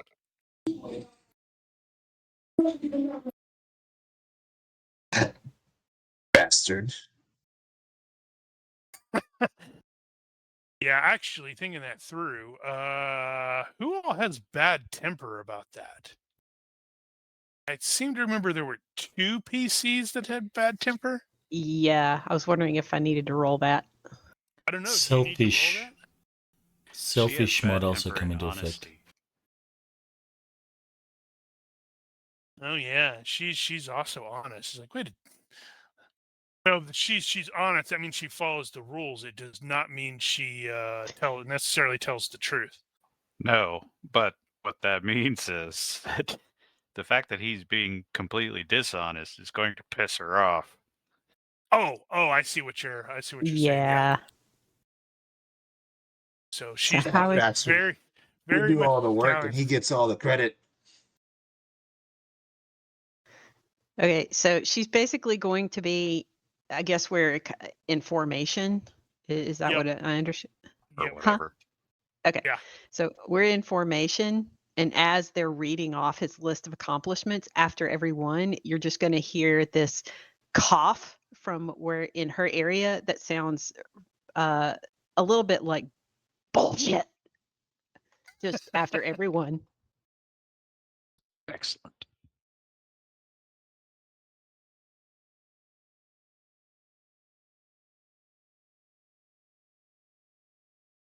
$13 is what? That, I believe, is good. I'm trying to remember what that is on the. Well, what page is the reaction stuff on? 555.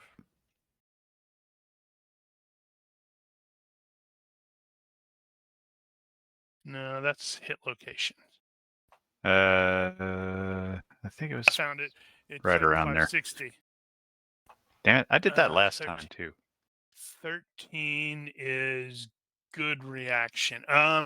Okay, so she does that a couple times. As do that, and it starts spreading among the other guards. So through several of the other ones who are. So it's like everybody, not everybody, but multiple people are doing it, which is definitely causing the captain to look around in irritation. Yes. But clearly, not everybody likes him either. But he's going to accept the purse, and he's like, yeah, it was a bit difficult. This was, while shepherding these new recruits.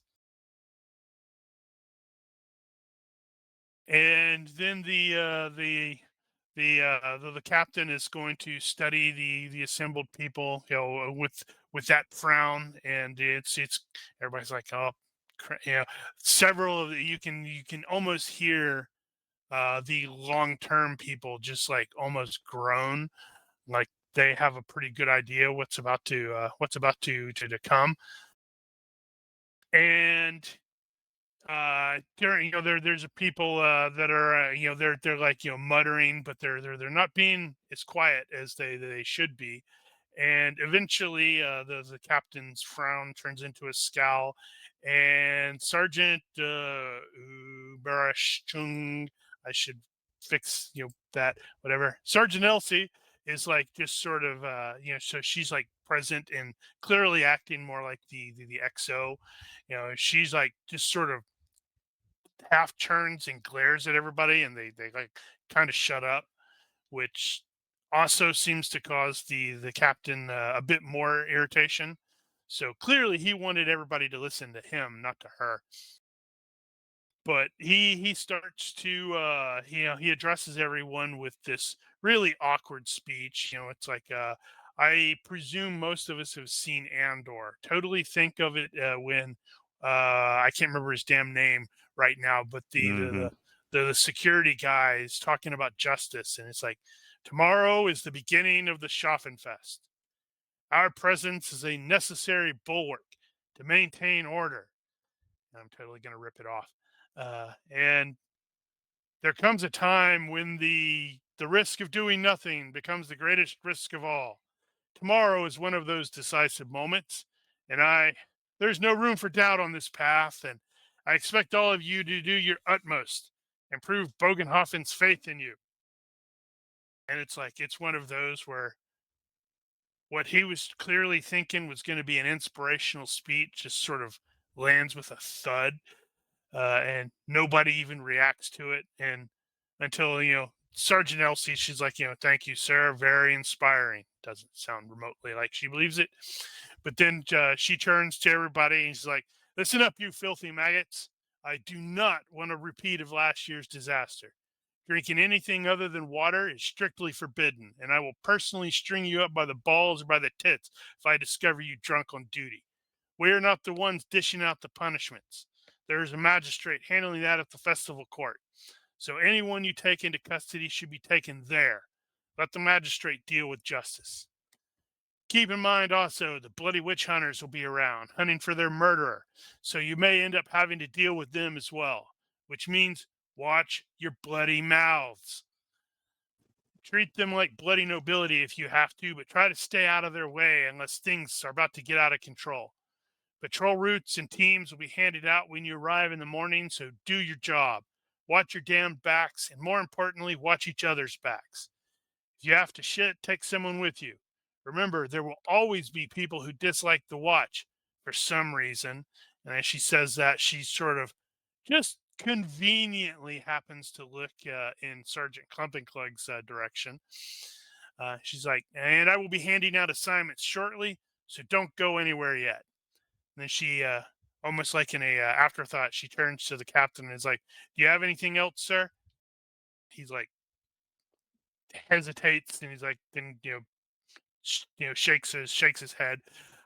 So she's like, right, sergeants and corporals on me. Everyone else should stand by for your assignment.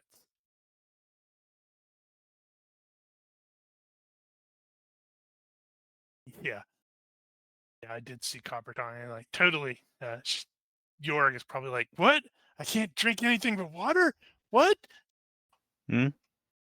No, the Bob's ale is mostly water. So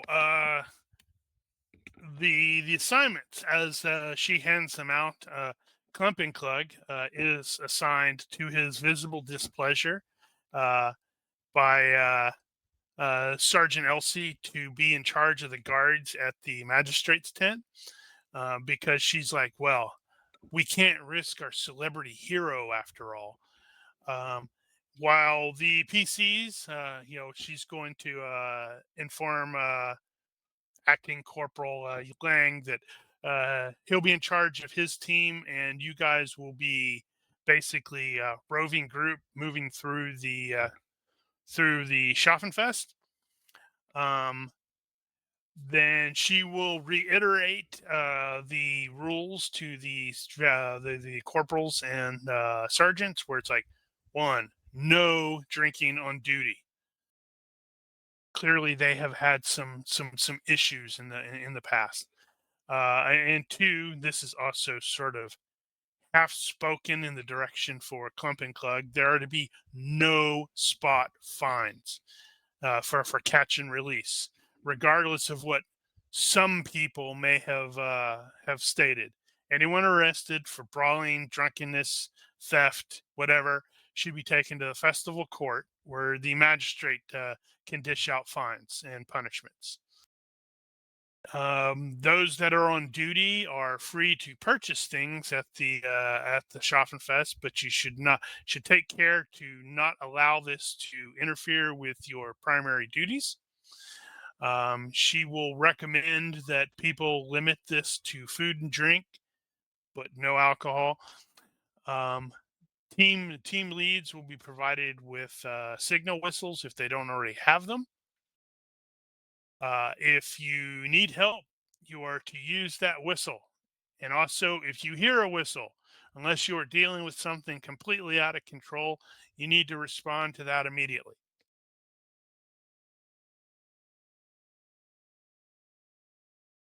And let's see. So, then she's going to pause and ask if there are any questions.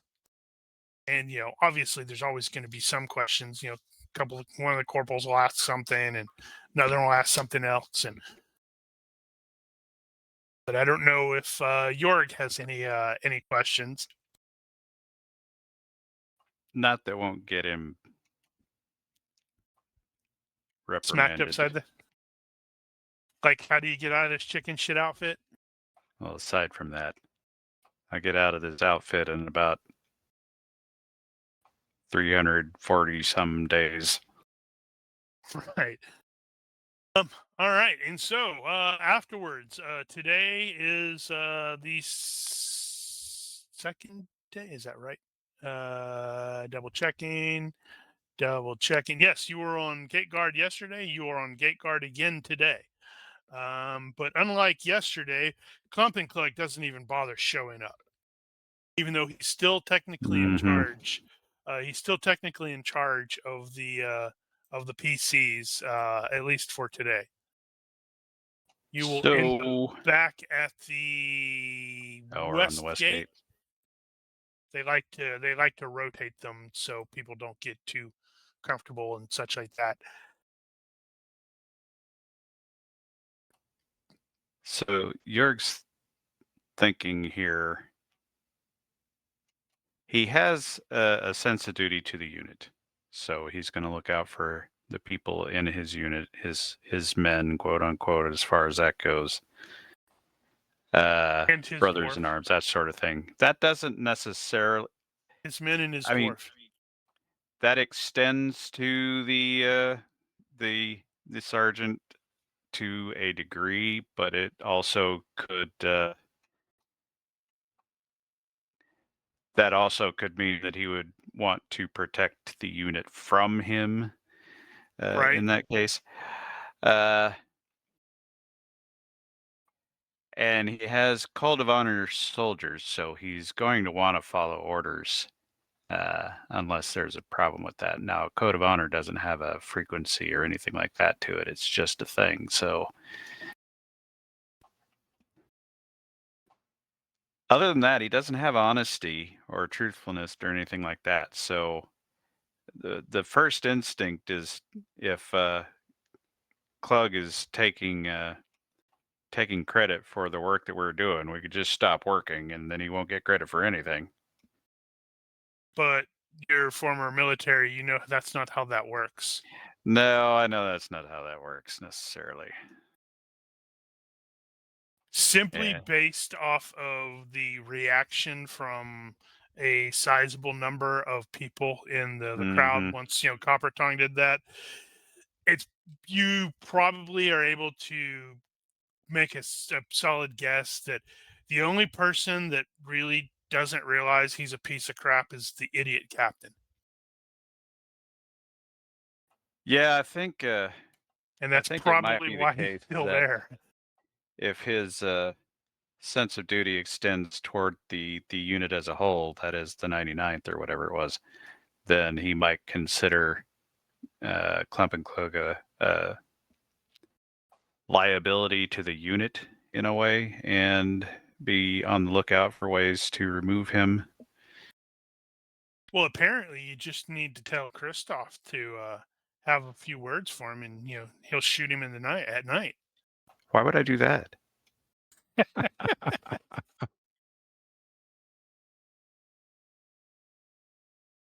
Like that damned assassin, what killed the witch hunter, who will get the justice he deserves. Sigmar, help us.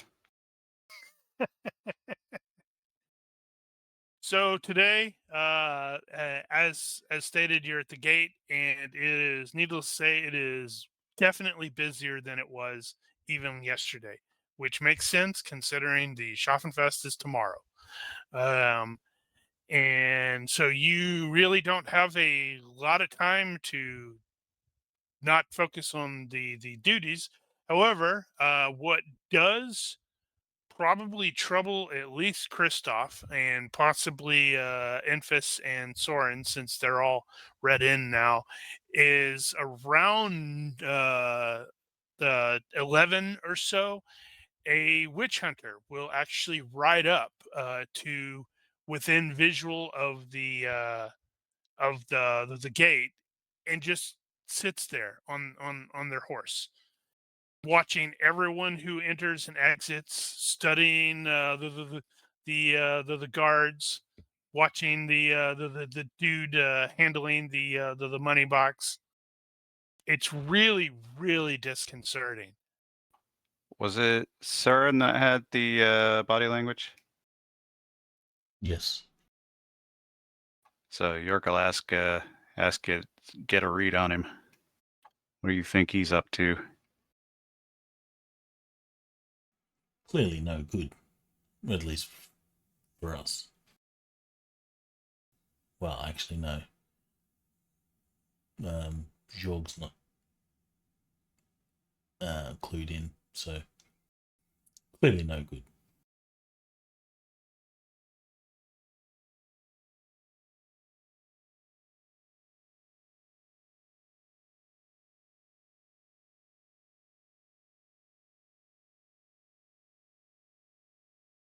Well, I suppose there's no law against standing up to the side and scowling at people.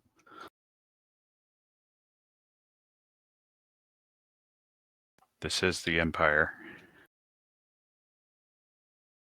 For the Empire.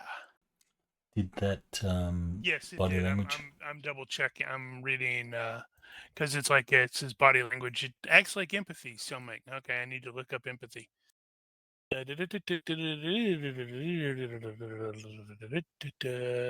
that's you have a feeling for people. You are not quite clear what is up with this person. They are really difficult to read. As they're sitting there, it's like he just seems to be focused on watching everyone, and it what Soren will definitely note is doesn't necessarily seem like he's looking for anyone specific. He's just watching everyone. Can't really tell. He's just being your regular asshole. Well, on the bright side, for everyone on the gate guard, the fact that he is just sitting there staring, and he's very clearly a witch hunter because he's got the cool hat and the dark clothes and various skulls and such like that on decorated. But the fact that he's sitting there definitely causes the various people that are coming into the town to not be as assholey as they normally are to the guards. Because they're True aware of enough. him just as much as you are.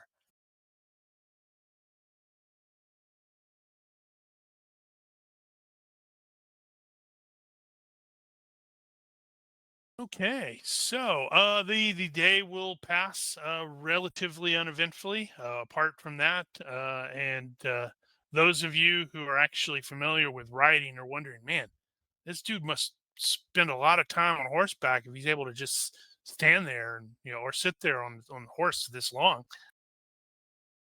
A little before the shift change, he will depart.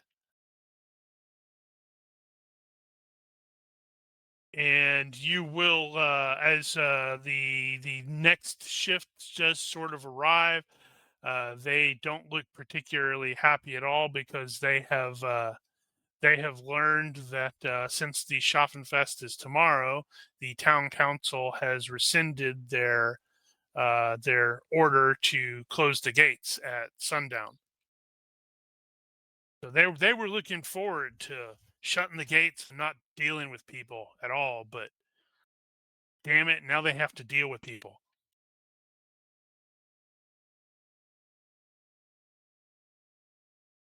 Well, I could close off the west gate. No, the council said both of the gates are open. Well, there are 3 gates. You're probably talking about the postern gate. That's too small. It doesn't count.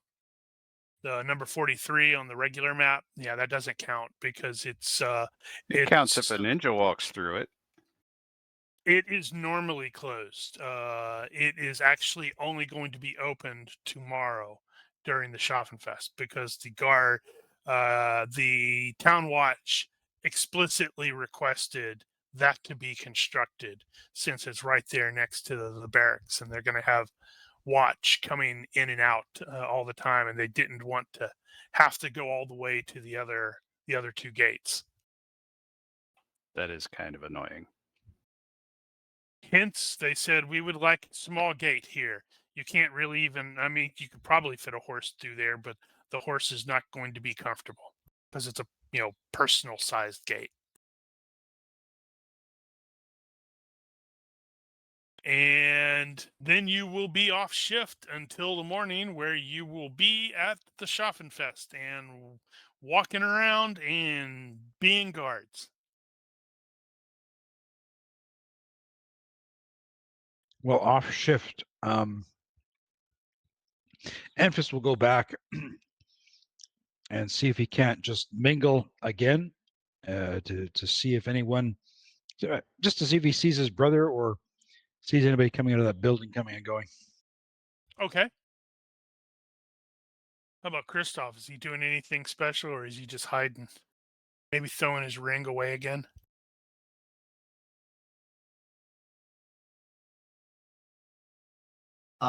Christoph will definitely try to throw the ring away again in like a dumpster. Right. Okay. Well, he will We could try the definitely river. he will definitely find it in his pocket in the morning. Oh man. I hope that's not bad. Oh, you could give it to somebody else.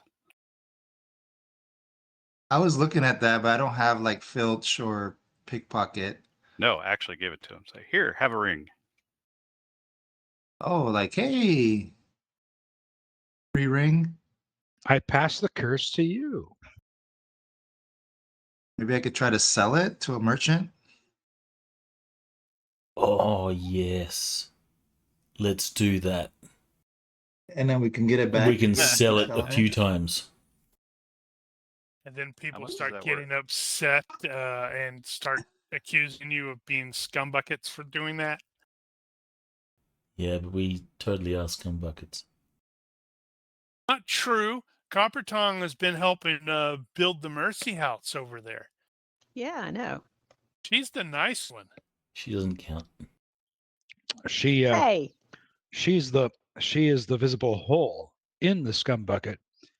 That's the only good thing to the scum bucket is that hole. I don't know how I feel about this. I was thinking the same thing.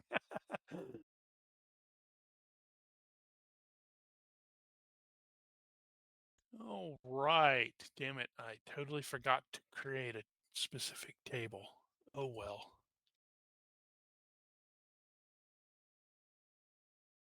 Okay, so Right, well. what about Jorg and Coppertongue and Soren? Are you guys planning on doing anything crazy specific overnight, or just doing your usual? No. He's just going to put in whatever effort he needs to grow that contact group. Right. allied So group. he will definitely have. They will have definitely learned that they're doing lots of investigating. Or they're like, they're now starting to kick in some doors.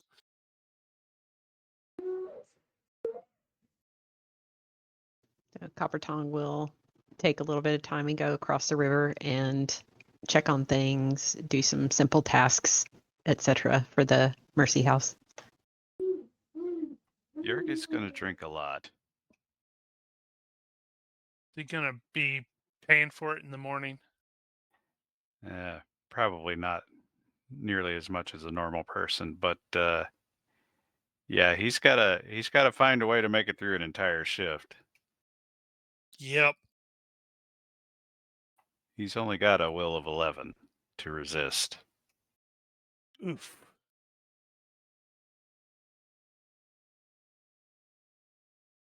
And okay, so the following day, oops, I hit the wrong button or went the wrong way on the thing.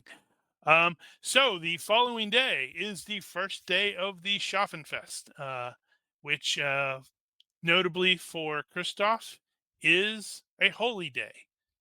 It's a good day to die. Right. Now I'm trying to remember what we determined. Did we determine that he has he has unluckiness I think that's what happens Right. when it triggers. Now I got to remember how that works, because it's like nobody ever picks up unluckiness anymore. Just the GM gets to decide he fails at something. Well, no, my dooming is on. Yeah, it's Oh. like it's if you recall, I had said that if your dooming is active. So, for example, I don't remember what Jorg's is. Jorg is something about fear the working of the Surgery. bone saw. Yeah, so if he's in the process of dealing with a surgeon or is being operated on, unluckiness triggers for him.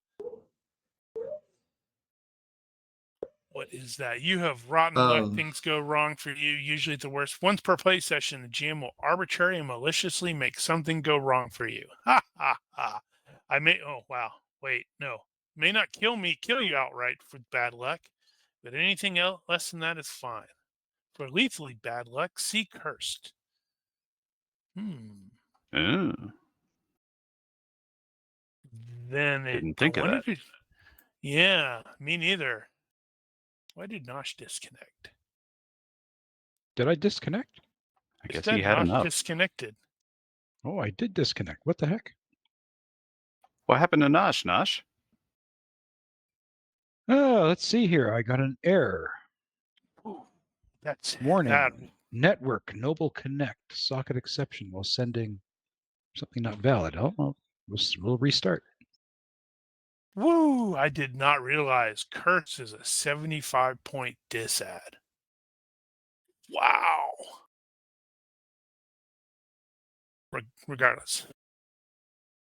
Okay, so every spring, folk from across the Reichland flock to Bögenhafen for the Schaffenfest, as well as for the extensive livestock market, as we can see over here in number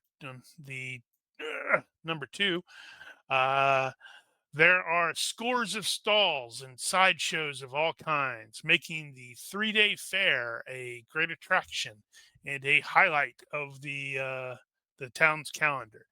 And I'm waiting for Enfys to actually. I'm going to unpublic. No, I'll leave it public. Wait until he's actually officially back on. Okay, there we go. And go doot doot.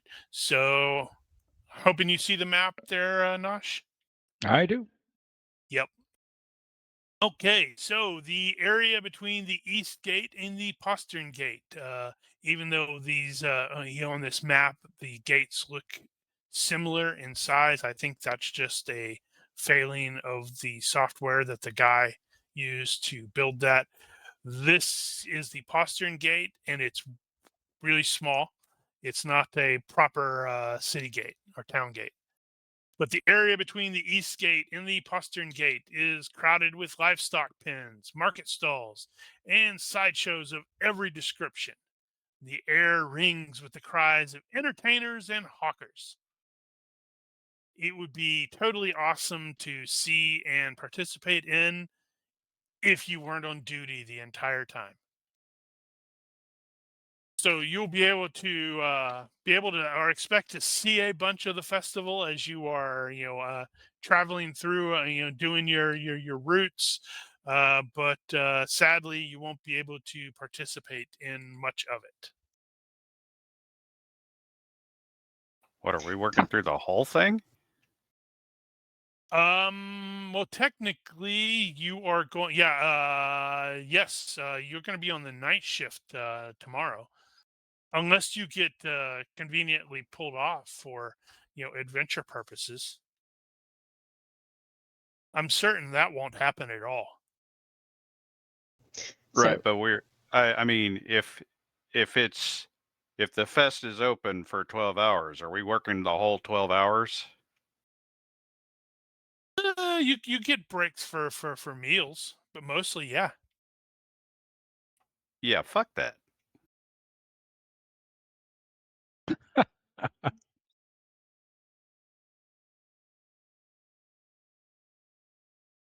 well, Copper Tongue will hit up a food stall as we're doing our rounds and get like a giant turkey leg or something along those lines to Is eat there on such while a we're thing as a going. giant turkey? I don't know. Everything's giant to Copper Tongue. That's true. We've got a whole crap load of stuff on our party sheet that we need to sell, and this seems like an ideal place to get rid of it. Because I need beer money. That is not inaccurate. And if you do recall, one of the things is like, yeah, you may purchase and sell as long as it doesn't interfere with your primary duties. So I did recall that. Yeah, so you will have options for breaks and such like that. But all right, so patrolling the Schaffenfest. It is not annotated on here because I couldn't actually find out exactly where it is. But there are also a bunch of various fair games that are going on as well, as you would expect. It's like you have a race over there, you have some anchor rolling, and greased pole climbing and hammer throwing and all that sort of stuff. But what actually will definitely attract Christoph's attention as you're doing your various patrol through there, is one of the things you'll note is that there is a archery contest that is apparently sponsored by the Graf himself, which most everybody presumes it means he's like recruiting for a new company of archers for the inevitable moment when he decides to make a play for Ubersreich. But notably, there is a massive line to get into this because the purse for it is absurd. It's like 25 gold crowns. I need Doesn't sound like a Christoph trap to give. at all. Like, Yeah, I need Christoph to give me either a perception or observation, both at minus, or either at -2 into the skull, please. reminds me of you've ever seen the Robin Hood with the cartoon, like the fox, Oh yeah. and Oh yeah. Mm-hmm. he's got the archery contest. That's right. So you need All to go right, over there so and win it, right? let's see. Observation is a little bit better for me in the skull. Ooh, good roll. So he's like, obviously, the first thing he will probably go is like, "Woo, that's a lot of money," and then he's like, "Wait a minute, hold on, I'm trending towards picking up paranoia as a disad," and in this case, he realizes maybe the paranoia would have been right because at least one he will recognize at least one of the guys who is basically like running the thing, and he will be vaguely familiar looking, and then you finally place him. He was one of the soldiers that was riding with the now dead witch hunter.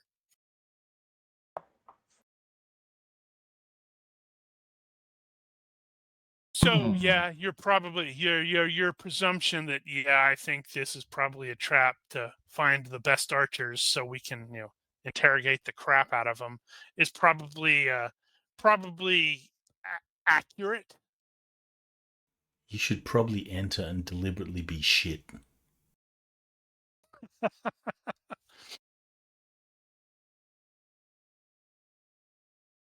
Yeah. So I don't know. over on number 1, there is actually a kind of a roped off area that is like a sort of a ring, a wrestling ring, and you'll see a garishly dressed entertainer who's like standing in front of it, inviting hopeful contenders from the fight to fight a tattooed and based off of what he looks like, he looks kind of tired champion for a potential purse of 4 crowns. However, Jorg, you are immediately going to recognize the fighter as your cousin Wilhelm, even though they're calling him Crusher for some reason. Good God. The hell they've been feeding him.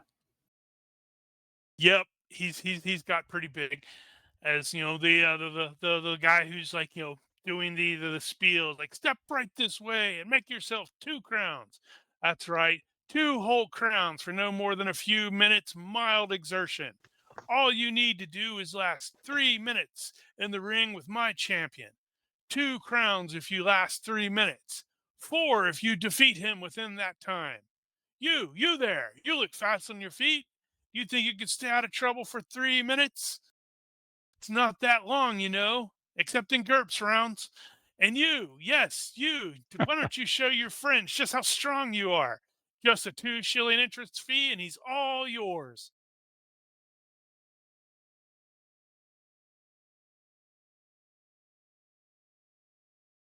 Yep. The Wilhelm scream. Well, I'll definitely go over there and say hello.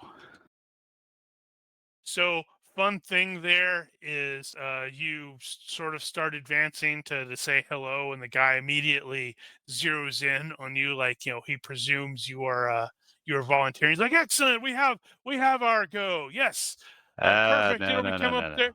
But Wilhelm, or I'm sorry, Crusher, he sees you and he like leans forward and he whispers something to the guy, and it's like the guy looks all disappointed. And he's like, I'm sorry, ladies and gentlemen. I have just learned that this man is my champion's cousin, so he is ineligible. I'm sorry, sir. You do not get the opportunity to wrestle with your friend or your cousin here. However, any of your buddies there, they are perfectly content to do so. I think you might have a chance with the dwarf. She's just eating her turkey leg, man. No, when he says something about being ineligible, it's like, no, we've fought like 5 or 6 times when I was a kid already, so I already know how hard he hits. That's not helping.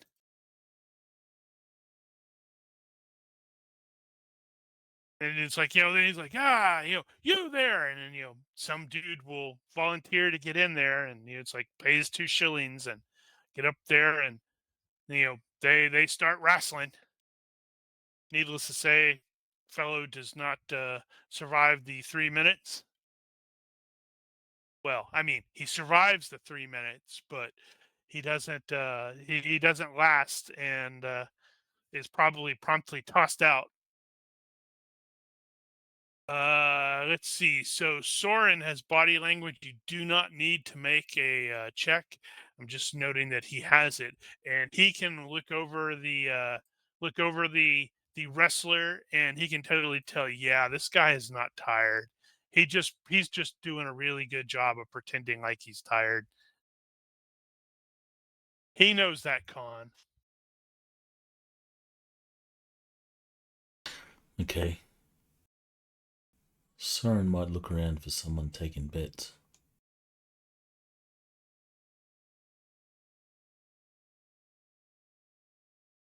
That's an interesting thought. I hadn't considered someone betting on it.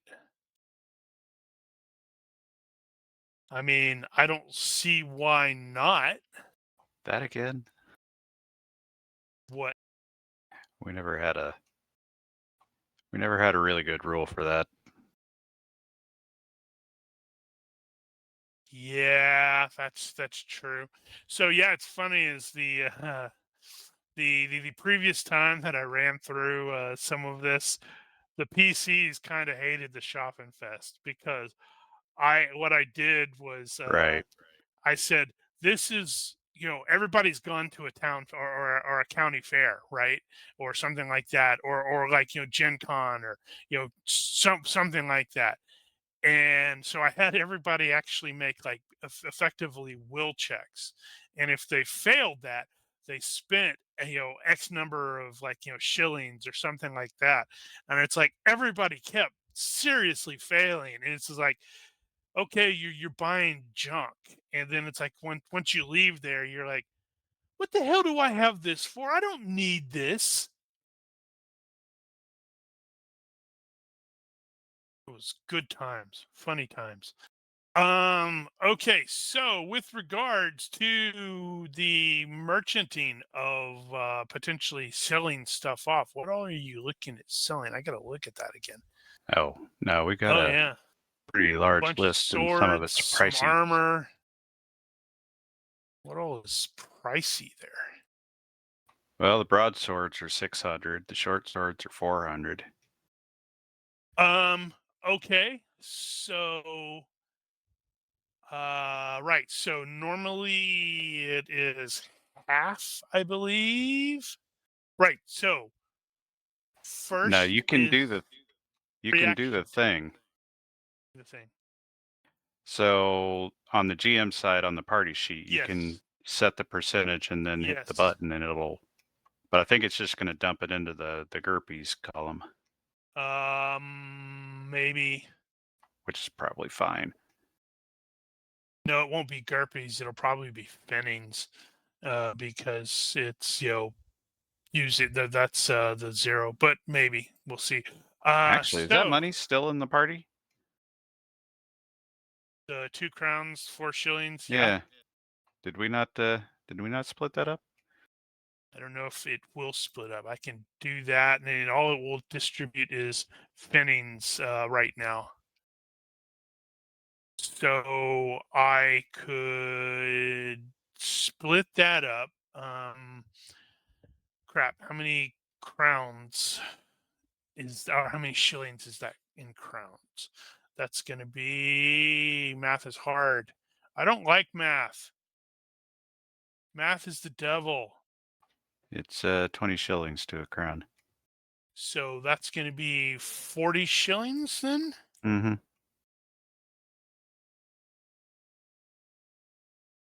You can do it that way. And then it is 12 shillings to a Aha. penny, or 12 pennies to a shilling. Looks like that worked. Yeah, so what I did is I just changed it to shillings and then did that. So trying to remember, double check. Let me double check. Yeah, 12 pennies to a shilling. So that Oh, is okay. So you go 12 52. times 4 is 48, plus 4 is 52. Go 0, 52, split it up, and then there's two pennies in the party loot. But Right. everybody's monies has gone. So I believe we determined that the first thing you do if you are selling is a reaction table. So whoever's doing the selling, which is probably Copper Tongue, although does anybody else have merchant? Looks like Soren has it as well. Well, we could get Enfys to do the talking maybe, and get Copper to do the haggling. I don't know if Enfys is the Enfys I has have. Soren. He has merchant too. I've got merchant. Yeah. Right. That's right. So Enfys and Soren are both at 12. She's at 14. So you could theoretically have them aid. Yeah. Or I could aid one of them if they've got a better potential for a good reaction. So I have. Let's see here. My reaction. I've got charisma.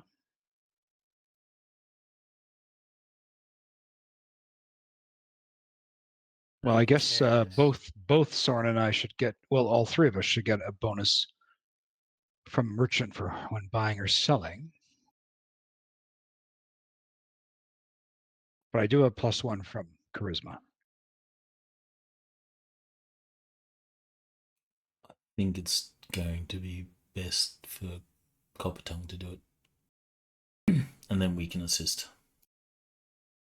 Because she'll also get the +1 reaction bonus for having a skill at, the level it's at.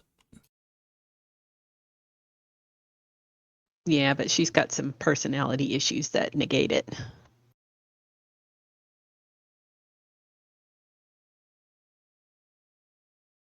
Yeah, I can make the reaction roll. I just was going to give y'all the opportunity to do it if you wanted. Yeah, I Well, see if what we're you're- working what you're- as a group there, then you Yeah, might be you able to prob- mitigate that. Yeah, you probably do want to have the. Yeah, I can see that. So yeah, but whoever's making the roll, the merchanting roll would be the one that would make the reaction roll as well. Okay. Do it. It Yep. can only be terrible. Neutral. Neutrals. So that is average costs, I believe. Commercial transactions go routinely. Merchant buys and sells at fair prices. Although one could make an argument, what's a fair price? The listed Well, price. this is a fair, so This it's is a fair price. So yeah, and that means like plus 50% to the Mhm. sell stuff or all that jazz. Yeah, right. Multiple. I think multiple people can make. Oh yeah, I need to Successful assist. do this to see. Oh, that's not great for me, is it? So what I'm doing, because I'm lazy, is I'm like, I need to know what the Right. merchant skill is. So I'm going to roll a d6 and add 10. So it's going to be between 11 and 16. And in this case, it'll be 12. We found the most desperate merchant in the place. Or Oof. I needed those assists. Or it's Got one it. of those Success where by you one. went, it's like, hey, this guy looks like he's yeah, maybe. Let's see, what did I do? 3, 6, 7, 8. Hey, I actually made that by 4. So they will Of course you do did. the standard price, which is sell for 50%. Is that right in GURPS as well? As I know it's like that in D&D. I don't think that's actually a standard, although that's probably reasonable. Actually, I think they may do that in Dungeon Fantasy.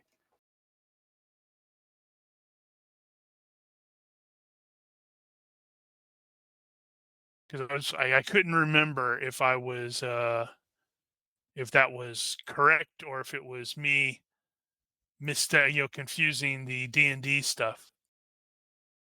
I think it does mention it somewhere in GURPS, but I'm not certain on the amount. It's either a third or 50%.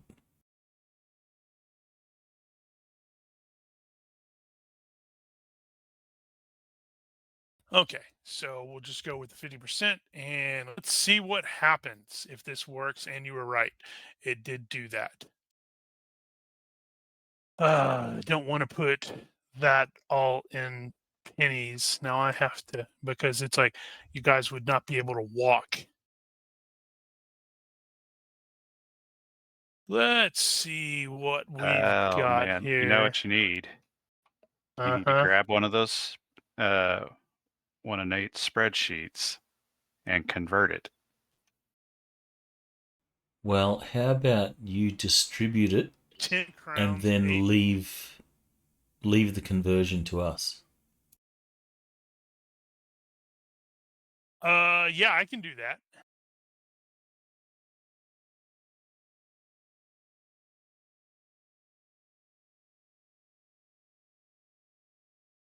All right, a metric butt ton of finnings are coming your way.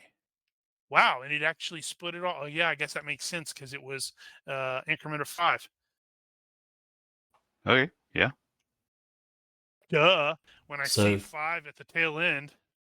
All right, so we can exchange 1 for 1. Yeah, One they're for- what do unlikely you to mean? be gold, though.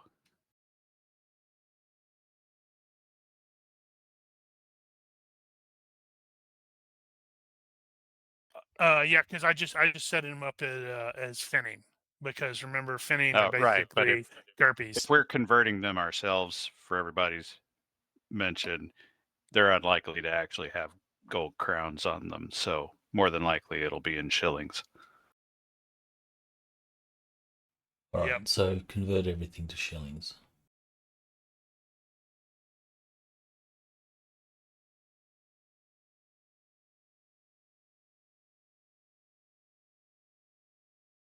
Thank you very kindly. That's exactly what I needed. Yep. So what I tend to do in that case, Daniels, I have one of the Warhammer. I got the master sheet, and I just go to the gear and I plug in what the amount is on the pennies, and I don't put anything in a purchase calculator, but it will say, so for example, right now I have 0 crowns, 0 shillings, brass pennies, 2503. And then I look down there and it's like wealth after purchase is 10 crowns, 8 shillings, 7 finning. If that's necessary. So man, you did make a sizable chunk of change there.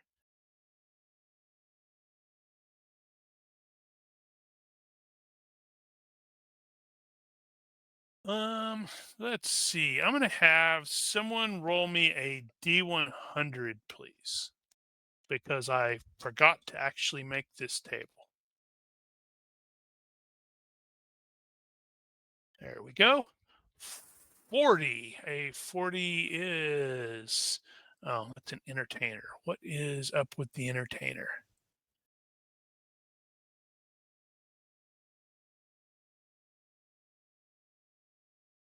Okay, so you are called, or the team ends up going to one of the little entertainer areas, and because of something of a scuffle has broken out. SC75. Okay. I will make a note of that. And is it an actual table? Because if it is, I will make that table. But if it's just a social engineering, now that's just a. Yeah, that's just a reaction table thing. Okay. Yeah, we probably do. Okay. Yeah. So how is it any different than what is currently on the basic set? It's just split more up, specific. right? Commercial transactions, I'm looking at poor, are unprofitable, ask for 120. And is that any different? I think it's the same thing. It's just they broke it out of the they broke it out of the way the stuff is done in basic. No, sadly, Rudy is stuck in the tent with the judge, the magistrate. So I mean, he's so good at just disappearing. So, It is not him. However, it is a dwarf that Copper Tongue will actually vaguely recognize. And I swear to God, I'm going to be upset if I completely forgot to do this. And that would be about par for the course. Did I not? Oh my goodness.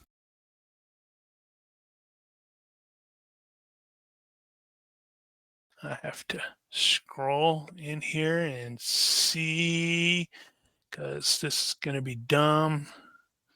Nope, it's there. I just didn't put it in the links. That's better. So the dwarf that you end up or you will vaguely recognize. Yep, there we go. Now I gotta resize and get everything correct because I forgot him. Copper Tongue will actually recognize vaguely the dwarf. He is if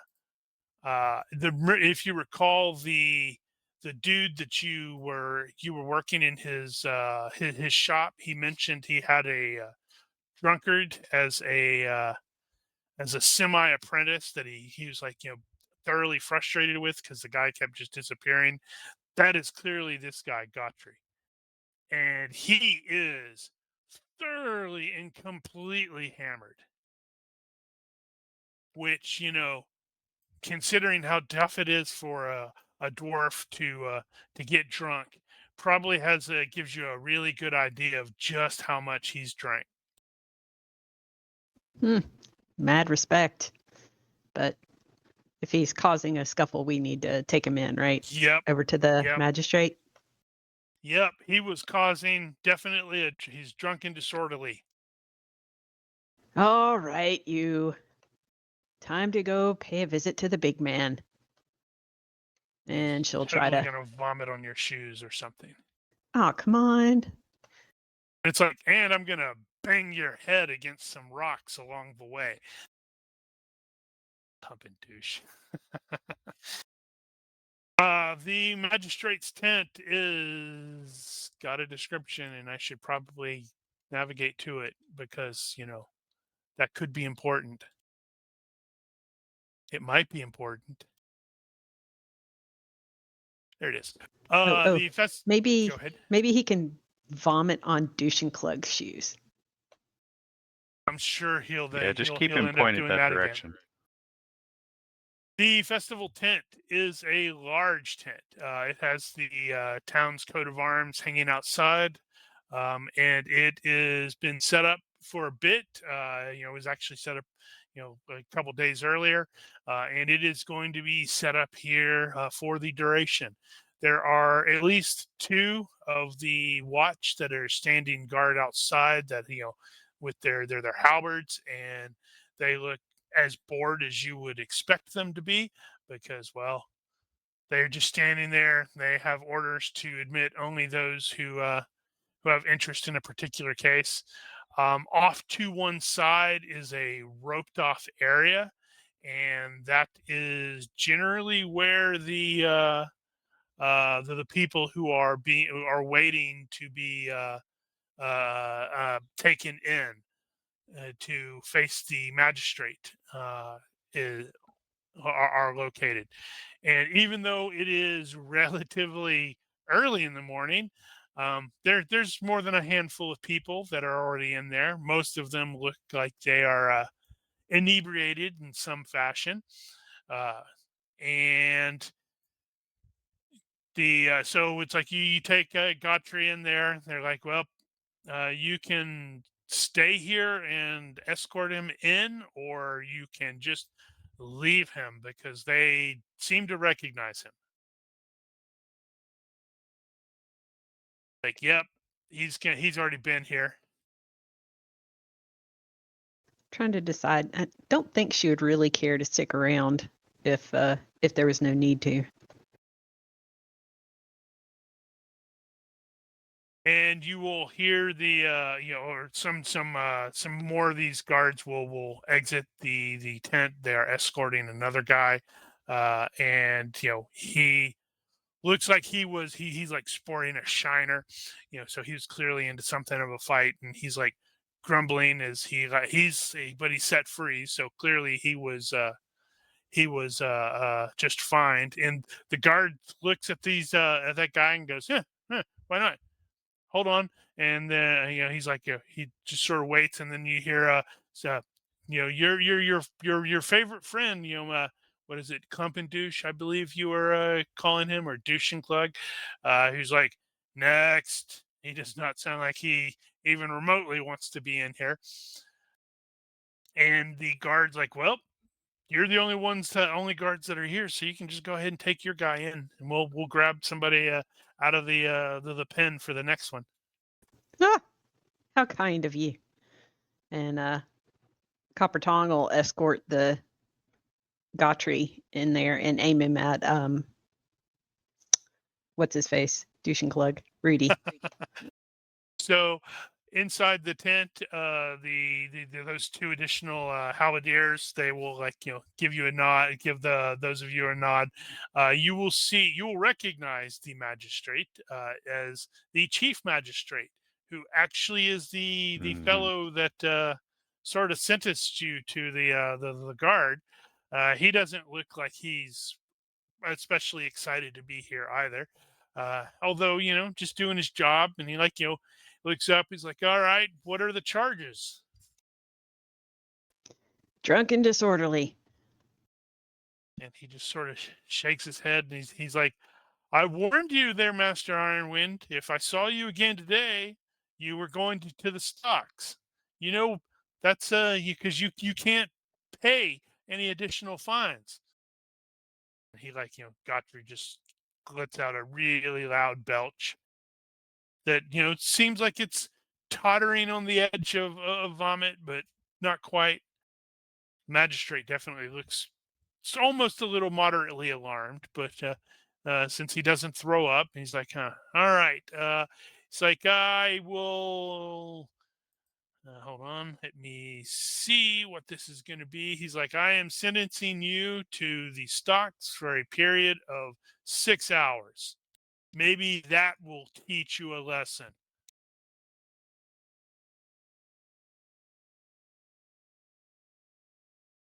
Godfrey's like, no, I'm certain I can pay the fines. And he sort of he realizes that there's as far as he's concerned, a very fetching dwarf woman standing there. He's like, ma'am, can you spare me the money?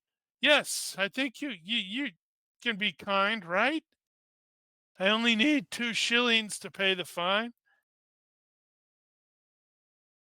Copper Tongue will kind of look at this and try to turn him around so that he's not aiming at her, but still aiming at Rudy.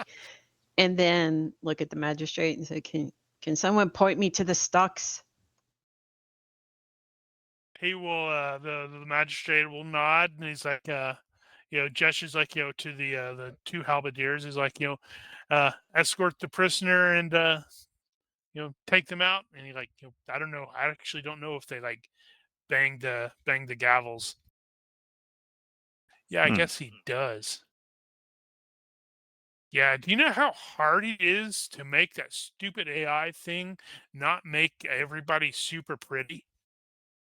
And it's like, I'm like, I go, I want a really drunk looking and really filthy looking person. And it's just like, they come out and they're like, why do they look like that? That's not remotely right. Yeah, AI is not ready to take over the world just yet. Yep. I'm not necessarily worried about it yet. When they can get the right number of fingers, we can start worrying. True.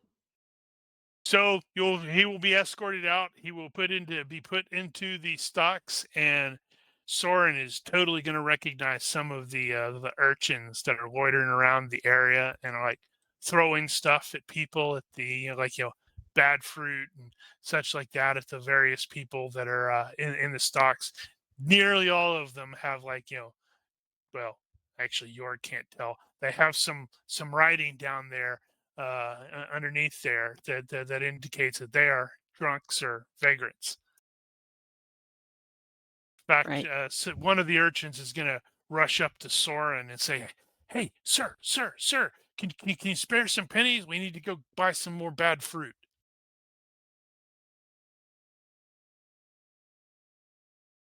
Who the hell's selling bad fruit? A very enterprising, halfling bought up all of the really crappy fruit and is selling it to people, selling it to us, for just pennies, so we can throw it at these people. That is kind of clever. All right. So Copper Tongue will make sure he's secure for his 6 hours. Is Copper Tongue responsible for letting him out after 6 hours, or is it going to be like the halberdiers? It's probably going to be the halberdiers. Okay. If they can be bothered. Yeah. All right. So she'll make sure that he's secure in there, no damage to the beard, and then she'll head back to wherever the rest of the group is.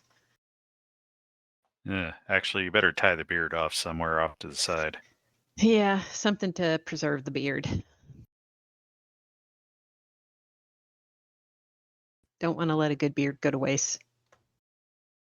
And son of a butt monkey, I didn't mean to close that. Was moderately worried. Okay, so the festival continues, and people are, well, it's happening. It's long. It's fun. You end up coming back to to the court several times as you're escorting various people. There are not as many fights as you would expect, although that may have something to do with the fact that there are witch hunters who are prowling through the festival. Most of them just look like, yep, that is generic witch hunter number 5. But there are one or two, a handful that might be, as they are walking through there, having a bit of stall food. So clearly, not all of them have had their sense of fun surgically removed.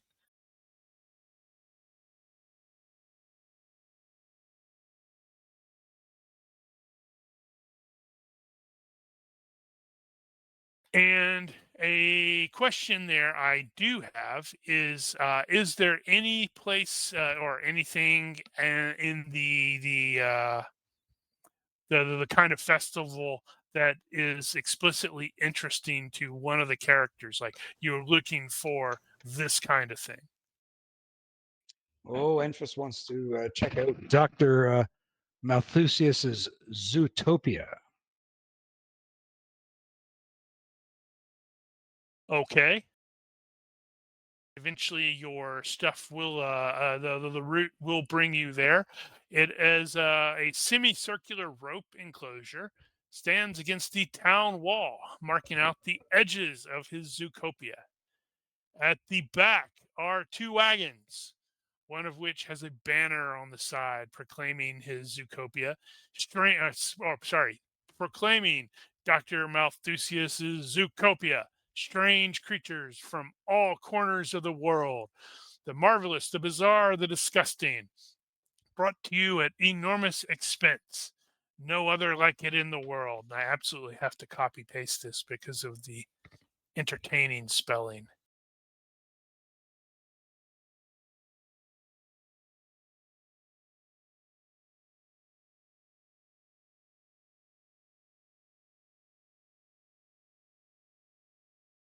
Although to Jorg, it's just scribbles.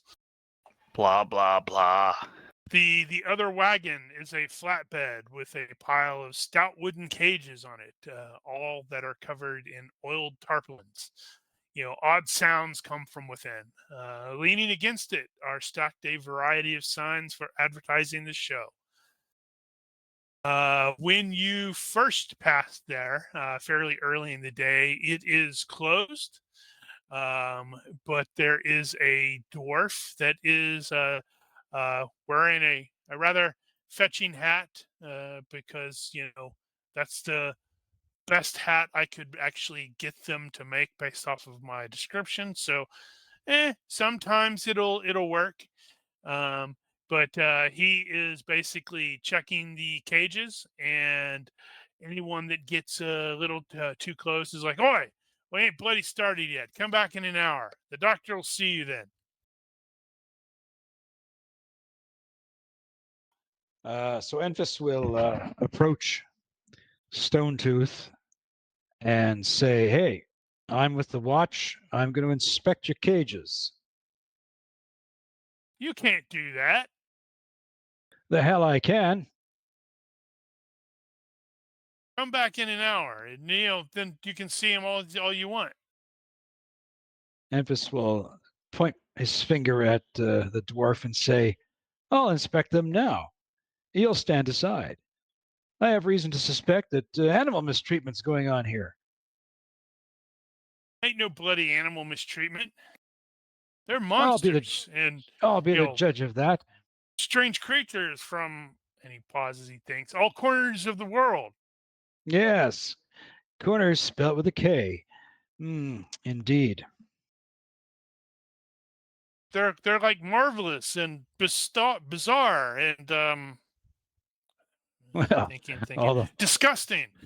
yes, well, all the more prove reason for me to Come back in an hour. to inspect them. Well, we've already Or, been inspected. Or shall I have my associates here step up and insist? And while you are doing that, the other wagon, the one that isn't the crappy flatbed, the door will open, and a rather brightly dressed fellow comes out, and this one was really funny. I love the hat that it gave me. I thought you were going to say, and a necromancer steps out and says, "How dare you?" Whoa! Hold on, what's going on? You can't do this. We're everything's fine here. And you're And who? definitely drawing something of attention as other people are coming over to see what's going on. And who might you be, my finely feathered I am friend? Dr. Malthusius. Yeah, okay, Dr. Malthusius. We're getting somewhere. So why can't we do This is my any... astounding display of zoological curiosities. Yes, I understand. Are you the one that wrote the sign up? Why ever do you ask? Well, you've got the word corner misspelled here. It should be a C, not a K. Are you certain of that? Of course I am. And then you've got the word expense. That's not how you spell expense.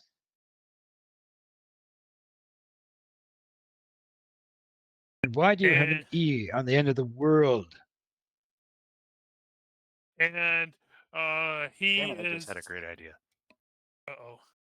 And I had to step away, go to the bathroom, and I didn't hear what was going on in between there. He's basically talking to Dr. Malthusius now and pointing out that he has typos. Malthusius is like going to be glancing around and noting a gather of people. He's like, well, I can certainly show some of you. However, as you can see, and he points toward some sort of official looking documents. He's like, we have proper permissions, but I will allow everyone to, we'll move forward and, do our showing now for those of you who are most interested. Damn it. Enfys will start clapping. What were you going to do, Peter? It's too late now, but I had a brilliant idea. Said either we can inspect now, or you can pay a slight fee of 5 crowns by order of Sergeant Klumpenklook. Well, I don't know if that would have worked with Copper Tong. I mean, she's honest, and well, but she might not know. It might have been. Yeah, and she could still be on her way back from the stocks. We could always say, "Hey, Copper Tongue, look over there." What? I think there's some evil over there. So the dwarf is actually, not talking, not to you guys, but he's going around and collecting the entry fee from other people who are interested in coming in. What is the entry fee? It's like $1 shilling. All right. Notably, as you guys are having this exchange, it's probably going to be Christoph, who's the most semi-paranoid, is going to be aware that there are 2 witch hunters who have approached and are just sort of watching. And Malthusius absolutely becomes aware of these guys and does not seem remotely happy for them to be present. And it's like, he sort of stumbles over his words every now and then, but he's like insistent that he's, all of his documentation's in order and he's got permission from this person and these people and blah, blah, blah. And then he's like, oh, God. And he just sort of takes the center stage really quickly as Grooney, the dwarf, is starting to bring some stuff forward. He's like, and it's the the various cages, he'll be like, scroll them out or push them out and such like that. And he's like, and behold, the horrendously hairy horror of Hockland. And he like yanks a the tarp back, and it looks like an ape who's really hairy. But people are like, ooh, ah. And Because that looks like your mum. And then he bring another one over there, and he's like, and the dastardly one-eyed dog of Diesdorf. And it actually is a dog that has a single eye in its forehead instead of like two. And the two witch hunters, they like exchange a look. That's weird. It's like, ooh, and clapping. Some people are like, ooh, and, as the thing looks at them and like, barks.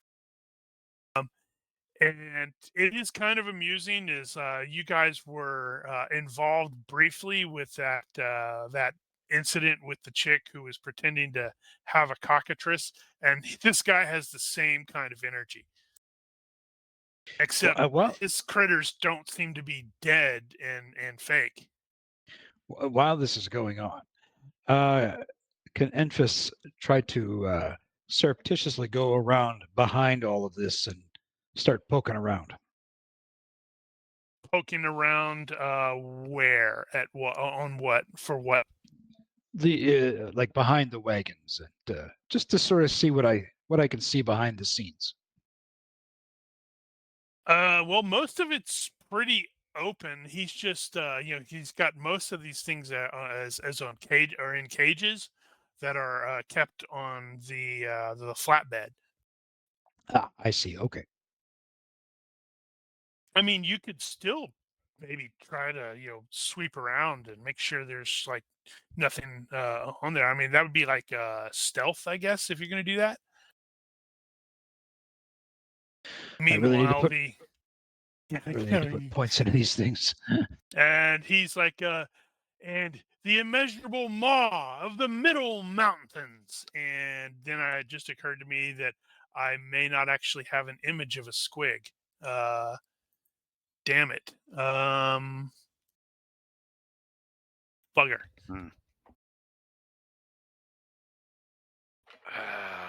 What is it? A squig is sort of a part. It's kind of green skin. Wow, that's way too big. It's like these weird critters, and I'm trying to find a picture that isn't a 40K Link. version.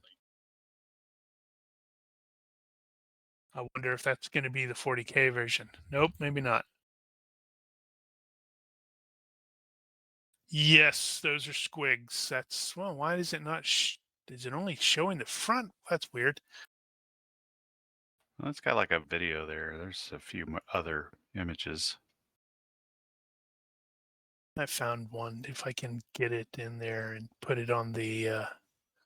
Those for are the kind of thing. funny looking.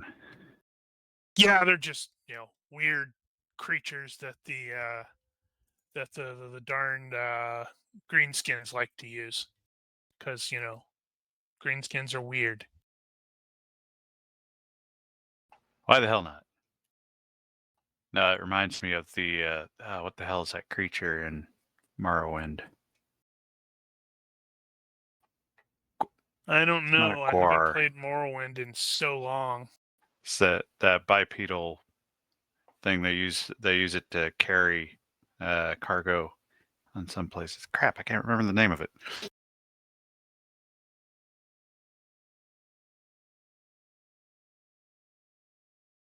All right, hold on. Assets and reload. Guar. Refresh. Yeah. Guar. Guar's a band. Different kind of guar. Are you sure? Maybe they're part of it. That's wrong.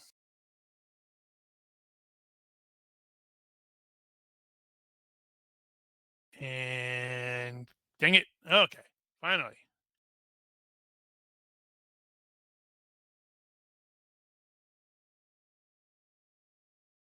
And okay, so this is a squig. It's not that big in this case. It's kind of small.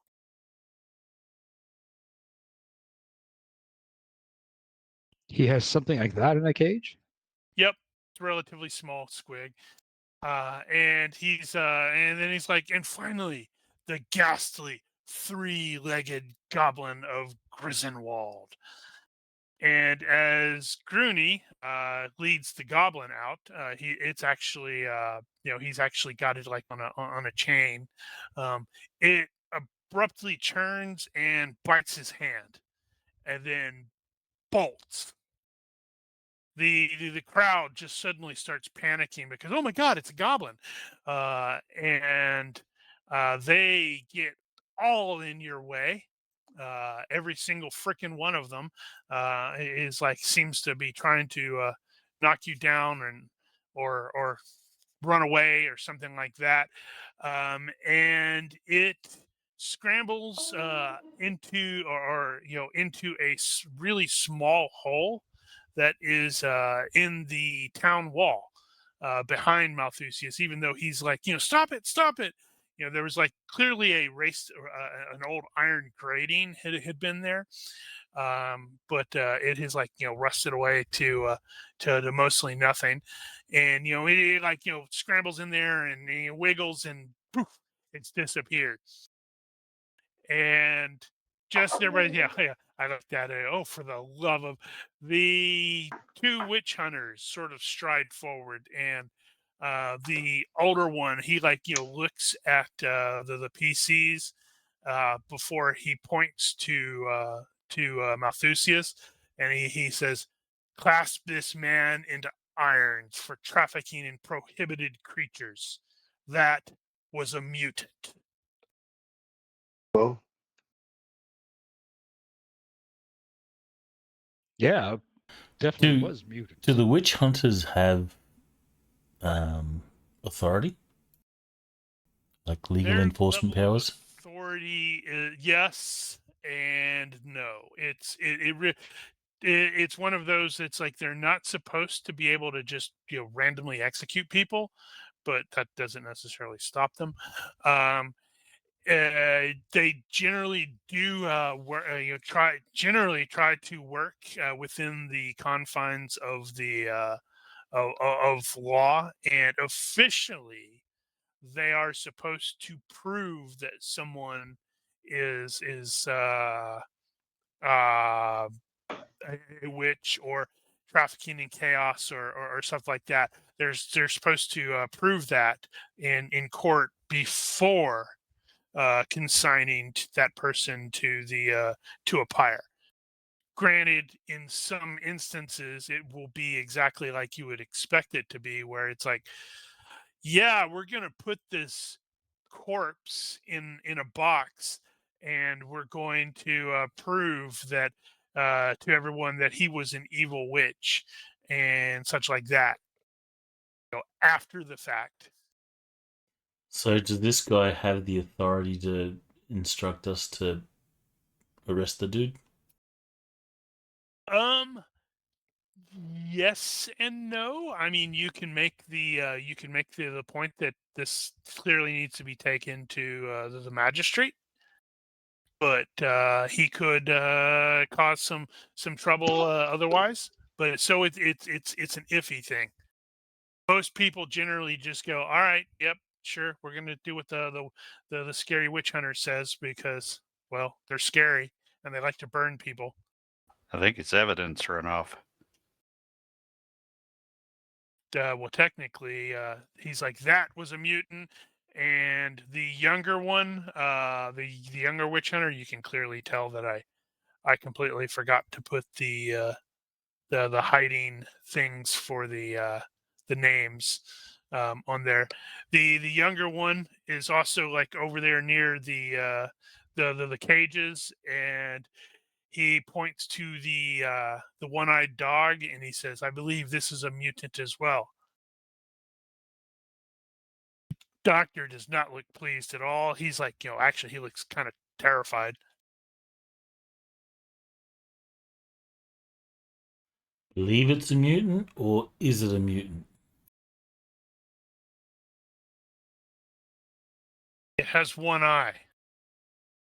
Only things of chaos have, are this distorted. Well, Malthus is like, no, I can explain. I'm certain this is just a misunderstanding.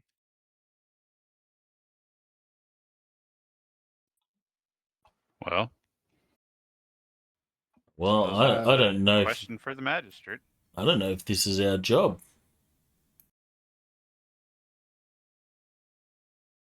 isn't it? Well, Well, he did just cause CERN. a bit of a trouble. CERN will turn to your. What do we do? I mean, if he's got papers and stuff, he can show it to the magistrate, and that's the magistrate's job. So, if you please, sir.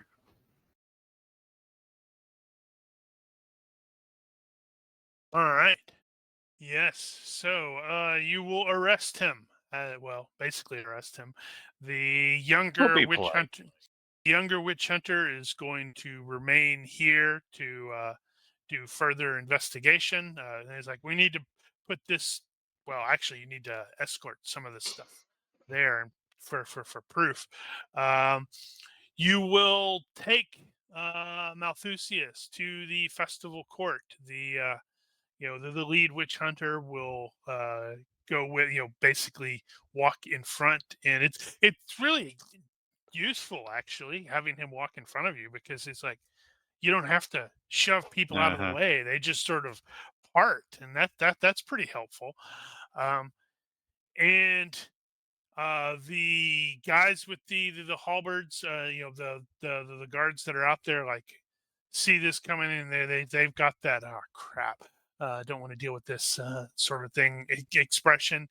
The witch hunter just goes right by them. They don't stop him because, well, they're scared of witch hunters. Most everybody's scared of witch hunters. And the magistrate, good old magistrate Richter, is like, looks up and he's like, what's all this then? And and I totally did do that wrong. There it is. So once you're in there, and the Kessel, the lead witch hunter, explains, basically, okay, this dude is trafficking in mutants, and he had a mutant goblin, and it escaped into, I presume, your town sewers. He is clearly to be remanded into the custody of the Templars, which is basically what the witch hunters are.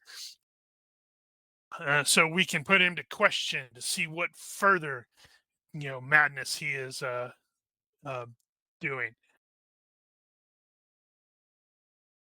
The magistrate will look to Corporal Lang, and with a clear expectation of him speaking, or at least saying his piece. Oh, did he not show papers or something like that? He said he had. He pointed at the License. papers. Yeah, he said he had some license.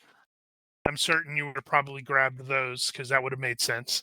It's like, yes, yeah, I have license. He's like, so I guess you have those. That Yeah, Lang so can really do much with them. the magistrate looks at Lung and he's like, I kind of saw something ran off. It disappeared. He said he had licenses for it. He's got papers. They're over here somewhere, and he will present.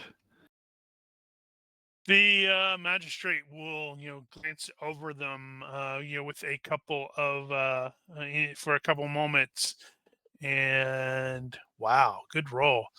And his expression sort of darkens, and he's like, well, this is a terrible, terrible forgery. Who taught this man how to spell?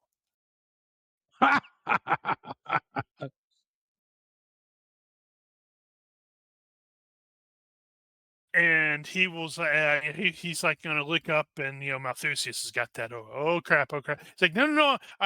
I'm certain I can explain. This is just terrible misunderstanding. Everything's fine.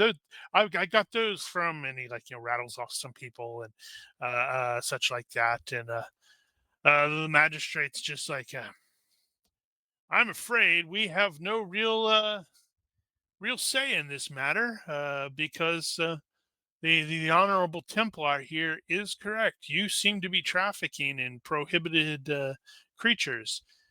That if that was a mutant, then that is even worse than just being a greenskin. I'll whisper to Soren. I could have totally corrected all the spelling errors. Soren will laugh out loud, a little bit too loud. Sorry. And the magistrate says, turns to the witch hunter. He's like, I will remand this suspect to your custody, so you may begin to question him. But there is the matter of you say that we have a mutant loose in my city or my town, and the witch hunter just sort of he sort of shrugs. Yeah, that is not my my remit. You'll have to deal with that yourself. Soren goes, oh, fuck. Yerg will identify the specific grate that it went in. Yes, that's definitely in the sewers, the magistrate says. And Klumpenklug looks at you guys and he smiles maliciously.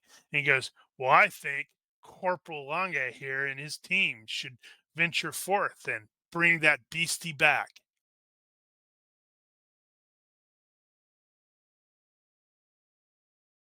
Well, that's just great. And the the magistrate's like, yes, this is within the role of the watch. So shall it be. I charge you there, Corporal. Bring this creature back. And with that, we are going to fade to black, cue the music, and roll the credits. If you are watching or listening to this and have any comments, questions, complaints, or general heckling, well, you can keep the heckling to yourself. But feel free otherwise. Leave a comment here or find us at Discord. Please consider liking and subscribing to our YouTube and Twitch channels, or don't. I am not your dad. Anyway, thank you for watching. Olympus out. See ya. Bye. Adios.